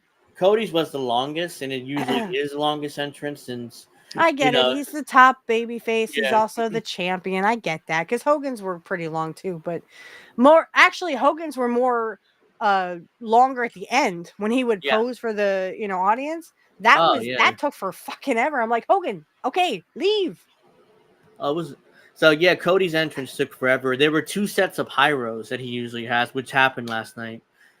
The one in the entrance and then the second one in the ring. Where the part where whoa, and he does this and second pyro. Yeah, and the whole crowd. I was surprised. The whole crowd is singing his entrance music. Yeah, that would be like if the whole crowd was singing "Rap is Crap," which I think they did once or twice. But anyway, I digress. It was kind of cool, but WCW was a southern territory, so not surprising. Well, we'll get to the main event, but I don't understand how WCW thought that the redneck Texas whatever that group was, whatever that group was, how they would be the West heels. Texas Rednecks. Yes, thank you. I don't understand. I thought they would be the heels. WCW is a southern territory. That's where it came from. That's right. Yeah, and that's where I say like the whole against the Master P group. Yeah. Right, shoving the whole cake in Kurt's face. None of the baby faces, the people who thought that the West Texas Rednecks were baby faces, none of them like that. That's why the crowd's standing there going, "What the hell is this?" Yeah, because what are we watching? They were pushing the Texas Rednecks, whatever, as heels. Even West Texas Rednecks, yeah. Yes. And that's what they sort of were, but then like they have to remember that people actually didn't like rap. There were people out there that just like country music. And the South, WCW was a southern territory by its nature. Right. So a lot of people in the South don't like rap. I mean, it's like they rather listen to country, which is why I guarantee you that was a Russo thing. Because Russo was booking then, wasn't he? It was 99 or something, right? I think that was still Eric Bischoff. I don't know. I have to see. Because once Hogan axed it, then yeah. It could have been Bischoff because Bischoff Kurt was with with Russo and the Harris twins. Yeah, so that I'm pretty sure that was a Russo thing. Who thought, well, these country guys are obviously the heels because nobody likes country in the Northeast, where he's from New York. So, well, there's people in New York who still like country or who like country. I know, but I mean, country's everywhere, but then so is rap. In Russo's head, it was like yeah, they're the heels and bro, and Master P and his group are baby faces, even though it was the exact opposite when they actually put it on TV. But and those soldiers, soldiers, were not wrestlers. Barry Windham said they were stiff as shit. Like, why? I don't know. Kurt never talked bad about anybody, so it's kind of hard to get from Kurt. Find some big black guys that are actually wrestlers. Like, why would you just stick random dudes in there who never done this? And yeah, I don't know. I think it was just Russo's way of saying, let's fuck Kurt and well, see, the thing, the reason why I say I think it was Bischoff because Hogan axed it, so Hogan still had sway, and I think he left when Russo came in. Hogan left. I think Hogan took time off when Russo came in and then came back late 99 because he had to do the Bash in the Beach 2000 disaster, which was we'll talk about in another episode, but he was there in Bash in the Beach 2000, which was Hogan's last appearance in WCW. before he got fired. So I think because Hogan axed the whole West Texas Rednecks, because Hogan was jealous of Kurt Hennig. He had been, and follow me down the rabbit hole, if you will. In '89, he said that Kurt was not in his league. Bullshit. Kurt breathed and lived and breathed the business. He was second generation. He knew the business better than Hogan did. He said that Brett too. So yeah, he said Brett was not in his league. So, and these are two gentlemen, Kurt Hennig and Bret Hart, who literally lived, breathed, and shit the business. They knew the business like the back of their hand. They could probably wrestle in their sleep. They've forgotten more moves than Hogan ever knew in his whole fucking career. So let's put it that way. Okay. So this is not the first time that Hogan axed or was jealous of Kurt Hennig. He was jealous because Kurt could show him up in the ring. Because if you watch those Hogan matches with him, Kurt is killing it because he's jumping around and he's making the babyface look great. And it all comes to a head, and then Hogan axed the whole damn thing. Well, I'm not going to lose to him because he's not in my league. That pissed Kurt off, and rightfully so. Yeah, so Bret Hart also. And it would. I love Bret. Bret gives zero fucks. I mean, he will attack anyone and everyone in wrestling. I mean, he doesn't care, and and I understand why he's bitter. I mean, look what happened to him at the end of his career. Vince screws him, and then Goldberg ends his career. But I understand why he's bitter. I understand why Kurt took it out on himself. Why he kind of ended it. Why he self-deleted, because again, he went back thinking Vince was going to give him a shot now that Hogan wasn't really in it. And the whole thing just kind of came to a head. Yeah. The last run, Hogan did come back, though. I think because Hogan was back in 2002. I don't remember Hogan in 2002. Yeah, when the NWO. Yeah, they were all there. Oh, that's right. Yeah, but I mean, Hogan didn't have enough sway in what Kurt did. And he wasn't on the plane ride from hell. No, Hogan wasn't, because he wasn't on that European tour. But see, Vince had done the same exact thing with Kurt Angle, and Kurt Hennig paid the price for it. Not Brock Lesnar, not anybody else. Like Ric Flair, who showed his dinghy to people who didn't want to fucking see it. No, Ric Flair didn't either. Kurt Hennig paid for that. Vince wanted to make Brock into the next big thing, which he did. Which was his nickname, by the way, next big thing. But yeah, I didn't like Brock Lesnar. Like that. But yeah, and then Vince respected Flair because he's a legend, so he wasn't, he got drunk and showed off his thing. Okay, I've done that before myself. That's called sexual assault. Yeah, but that didn't bother me. Because not everybody. I mean, it's called assault. Yeah, that didn't bother not everybody Vince. wants to see your junk. That didn't bother Vince because he's probably done similar things. So yeah, I know. Whatever. But the one who paid for that was Kurt Hennig. Yeah, which I thought was bullshit. So anybody is junk. All right. Well, the main event, the Bloodline defeating Cody Rhodes, Kevin Owens, and Randy Orton by pinfall. Yeah, and there was another botch in this one too. Oh yeah, it was a like how the fuck one. can you botch that up? Come on, you're second generation, dude. So. Yeah, ultimately, the whole point of the match was to get Solo Sikoa to pin Cody Rhodes to set up the main event at SummerSlam for the world title. But there was a horrible botch in this match. Tonga Loa, I call him the Bloodline's butler, is what he looks like. He has the butler suit on. Yeah. Because he can't. Anyways, Tonga Loa came into the ring and tried to attempt to give Kevin Owens a low blow. Yeah. He failed. And he missed. He missed. Oh, you missed. I've never seen someone miss a low blow in like 30 years of watching wrestling. The first time and then going, I missed. Yeah, but he tried to come back and do it again. I'm like, well, Kevin Owens didn't sell it because I guess he didn't feel it. That was kind of a thing, like why would he did? Because here's the setup. I would love to show this, but I can't, unfortunately, because of copyright. But yeah, of course. Kevin Owens has Tama Tonga here in a powerbomb position. Yes. He blatantly looks back to see where Tonga Loa is at. It's like, okay, he's coming, so let me try to set up this move in order for him to give me a low blow. He missed. He didn't sell it because he didn't know that he got hit. So like he had to come back and do it again, and that's when he sold it. It's like it was bad. It was bad, guys. Can I ask a question? So the werewolf Jacob Fatu, yeah, the werewolf. All right, What about? he is. Whose son is he again? Rikishi's. I think J. I have to look it up, but I think. Hold on. Because the Sam other guy is Fatu. Hold on. Oh, no, he's not Rikishi's son. He's the Tonga kid's son. Tonga Kid. Okay. Yeah. So he's the Tonga Kid's son. Yeah. The other guy was Haku's son. Yes. Yeah. The other guy Tamatonga that was is. wrestling Yeah, with the werewolf. Tamatonga and Tonga Loa are both like Haku raised them. They're not really his kids. Oh, by blood. Yeah, he raised them. So okay. But yeah, technically by blood, that's their uncle. Okay. Haku is their uncle, not really their father, but he so raised did Haku have any children? Blood children? I don't know.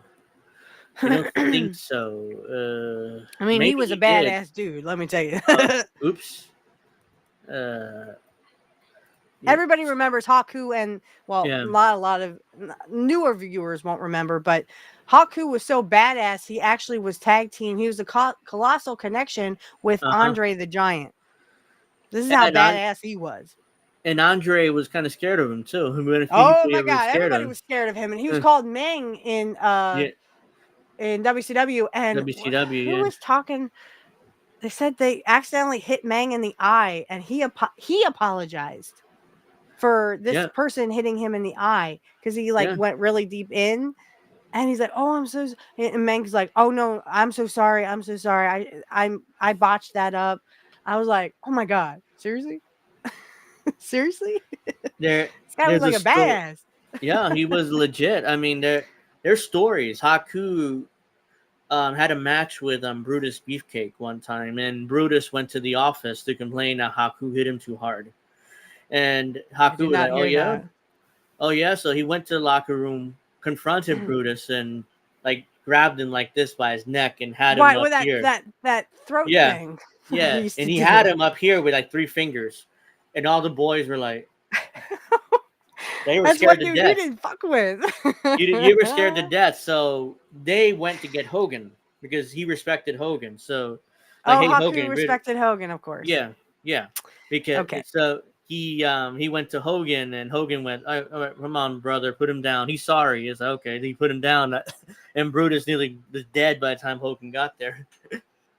I heard stories. Who were we just watching that told the story of the Samoans? You didn't want to bunk with the Samoans because they snored like a son of a bitch. It was like they saw wood. The guy said, "Oh, Maven." I think Maven said he. I just was in passing watching Maven. Yeah, the guy who won Tough Enough. Yeah, the second time I think he has actually a really good podcast. Yeah, I watched the wrestlers, and then he would pull it off, and I was like, "Wow, is that really true?" He said he was with some Samoans. He said he literally was out in the hallway and he could still hear these guys sawing wood. He said, "Don't ever bunk with Samoans because they snore like a son of a bitch." Yeah.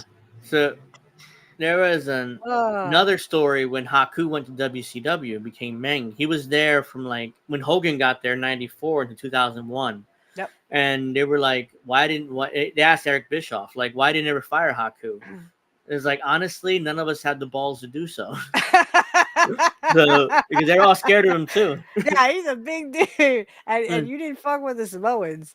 Let me tell you what. It's at least Eric Bischoff was honest.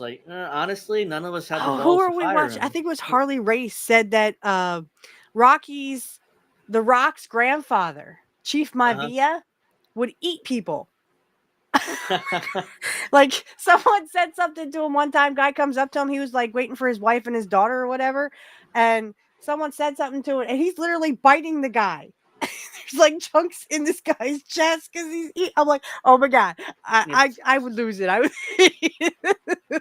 Haku bit off somebody's nose. I didn't know that. No, yeah, not surprised. In a bar because somebody, talk shit about him and Yeah. disrespected wrestling, which you didn't do with Haku. You didn't disrespect the business. So No, you didn't. he grabbed this guy and just bit off his nose. Like he had his nose. Oh no, it was his ear. I'm sorry, it was his ear. He had his ear like. Oh my gosh! Yeah, you didn't mess with the Samoans. No. I don't know about now, but you didn't mess with them then. So I'd be like, no, that's okay. I'll be over here. I don't be eaten by the Samoans. Ew. So, yeah, Jacob Fatu, his father is a Tonga kid who used to travel with Superfly. Yeah, Superfly. Yeah. Yeah, that whole cover-up thing. Yeah, to this day, the Tonga kid swears that Superfly didn't do anything. That he was there. He's totally loyal to Jimmy Snuka, which I understand, but at the same time, it's like you weren't there. But there was a big cover-up. Yeah. Yeah, you weren't there. I mean, no matter what you say, there's things that were not said that Vince McMahon was responsible for. Like there was a meeting there was a closed-door meeting between Vince and these investigators, and they stopped investigating after that. Before we wrap up, Jimmy talks about that in his book. Does he? I never read the book. Yeah, because he didn't write it himself because he couldn't read. But yeah, I mean, I didn't know that. I think he's illiterate. Yeah, I mean, he doesn't know English, or he knew English, but he couldn't read it. Oh. Or was it either Jimmy or Iron Sheik was illiterate. He couldn't read. I do know that, but I'm pretty sure Jimmy couldn't either. But I digress. Jimmy wrote this in his book how Vince and the police and the prosecutor had the meeting, and Vince came out of the office and said, "Oh, you don't have to worry about that anymore." Yeah, Jimmy. you don't have to worry about that anymore. They said that on the documentary about the Dark Side of the Ring about Jimmy Snuka. And that's how Jimmy left it, and they never spoke of it again. They never spoke of it again. Vince is like, "That's it. You don't have to worry about it. We don't talk about this again." He's like, "Okay," and he worked for Vince for years after that until like the late '80s. Yeah. When he had the incident on the turnpike. Was it him or was it Hacksaw and Iron Sheik? It was Hacksaw and Iron Sheik that got arrested for pot. Oh yeah, in the turnpike. So that wasn't Jimmy. So they got fired, but then they let him back in. Yeah, eventually they hired him. Fired the Iron Sheik. I mean, he was brilliant. Yeah. So Haktua. Yeah, and he's making Mean Gene laugh. That was original Haktua. Yeah, was the Iron Sheik. Yeah, Kevin, Randy. So yeah, Tongaloa. Apparently, he sucks. Like there is there's compilations of him and before he came to WWE, and he was terrible then.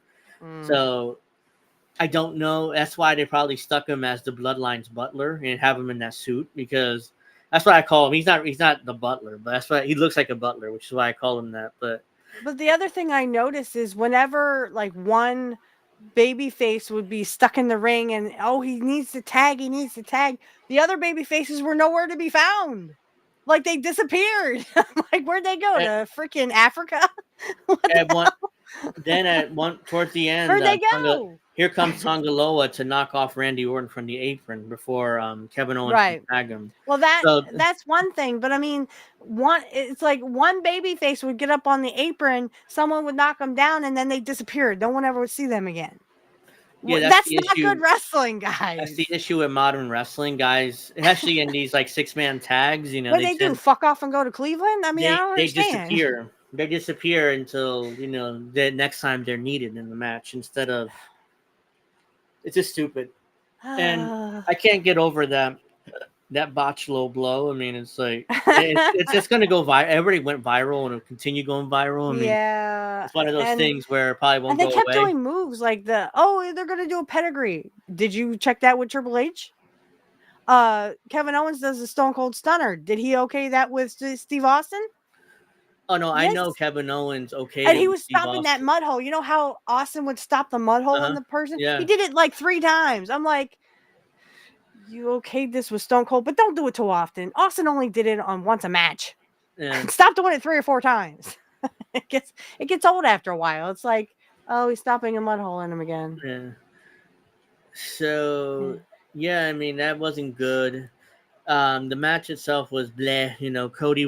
Cody got beat in order to set up that match next month at SummerSlam, and the pay-per-view was again. I mean, I saw I saw the cage match rating. People were sharing that. Oh, it got a 5 on cage match. It was horrible. We knew it was horrible.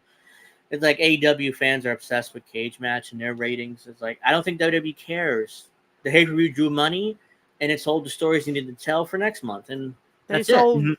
They drew way more than AEW has ever in their lifetime, and AEW will never surpass WWE ratings. They haven't so far, and doesn't look like they're gonna. No, unfortunately, they lost their chance to be competitive because they're too busy. And now what they have is just shit. You like I said, that guy last night came out. He looks like a 12-year-old midget. Yeah, and that's not a wrestler, guys. He got a pop, and the fans, like the dwindling crowds they have, love this guy. So even though I like Zach Gowen, that was a Zach Gowen right there. A guy with one leg and no meat on his bones. What's funny is he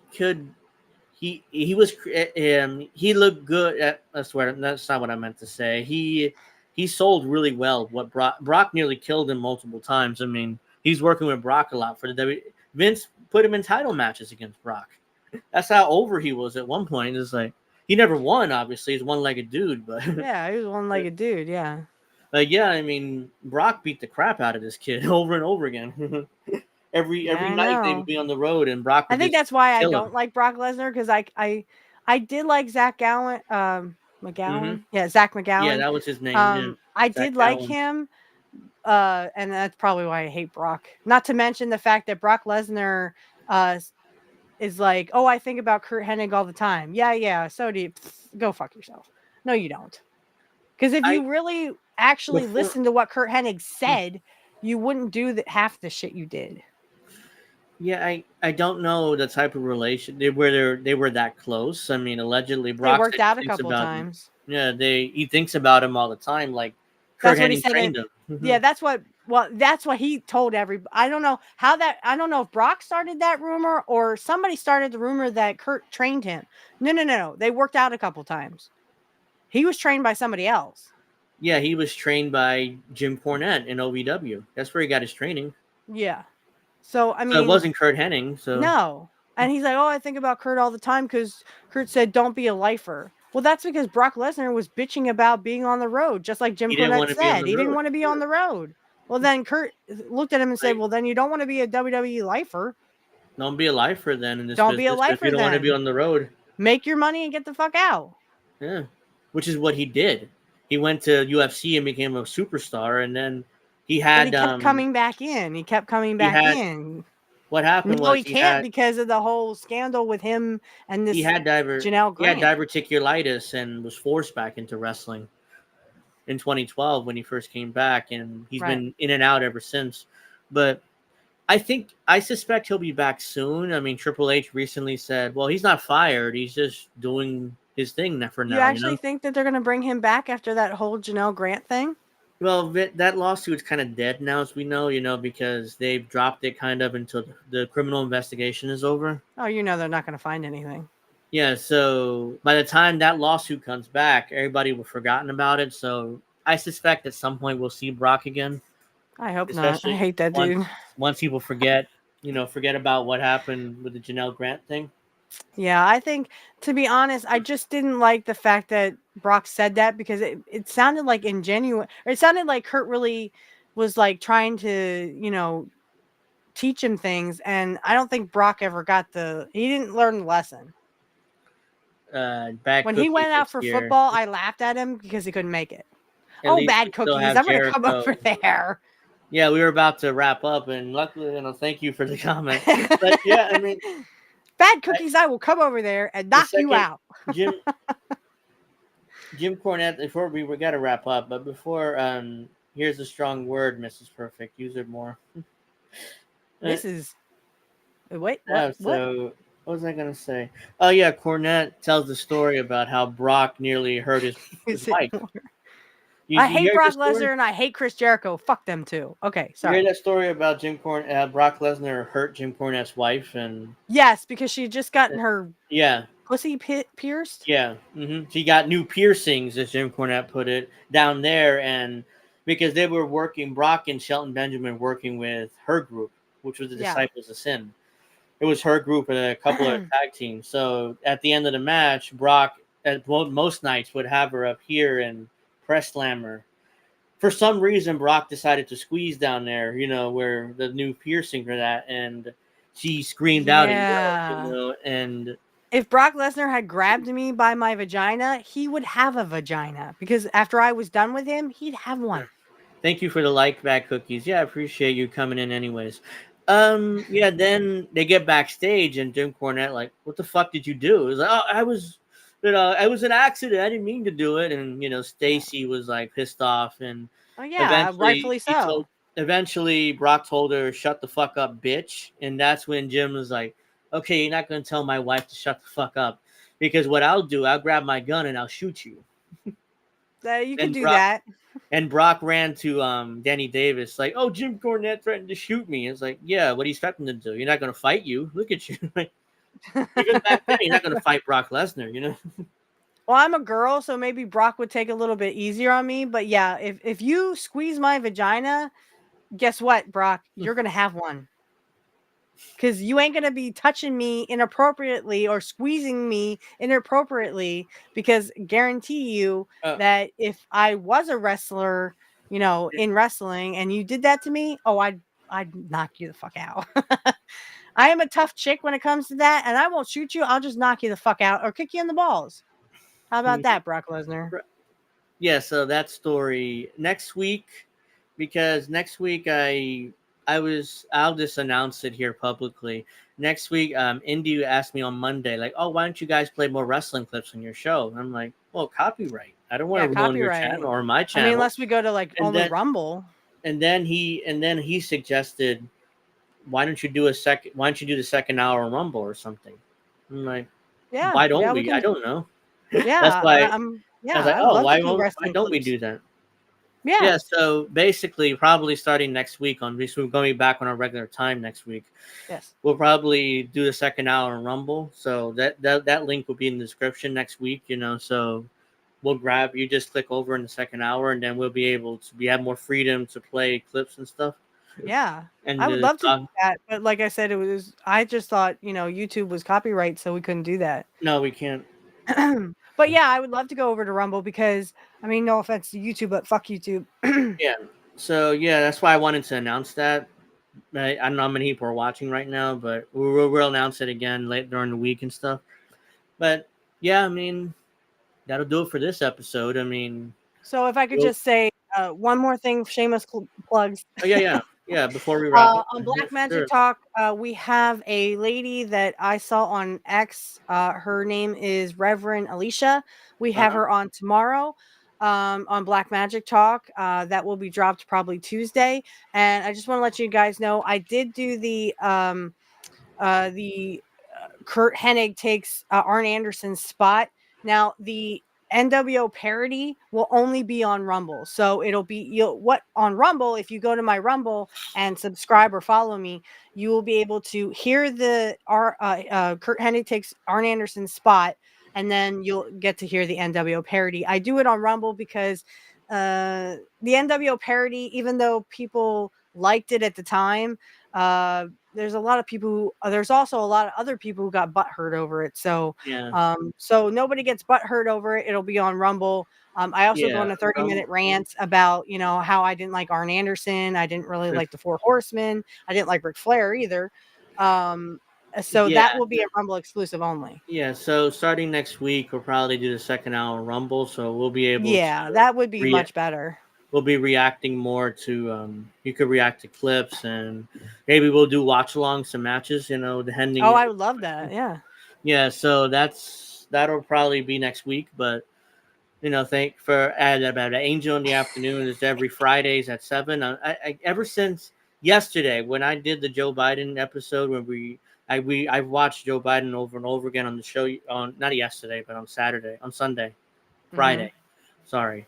And I can't ever since then as I'm struggling to speak, you know, it's like I bleed, that's all, folks. Yeah. So that's why I made the joke. I gotta stop watching Joe Biden because I cannot speak. And 2 days later I'm still kind of struggling to speak. So that's I'm getting it. All right. Well, Radio in the Afternoon, Friday at 7. And And then we have Pro Wrestling Talk will be on Saturday, normal time, 8 o'clock. The second hour will be on Rumble. So I have to do 2 separate streams, which is okay. I can do, but yeah, I mean, so I have to send you 2 separate links. So just be prepared for that. And yeah, that'll do it for now. I mean, anything else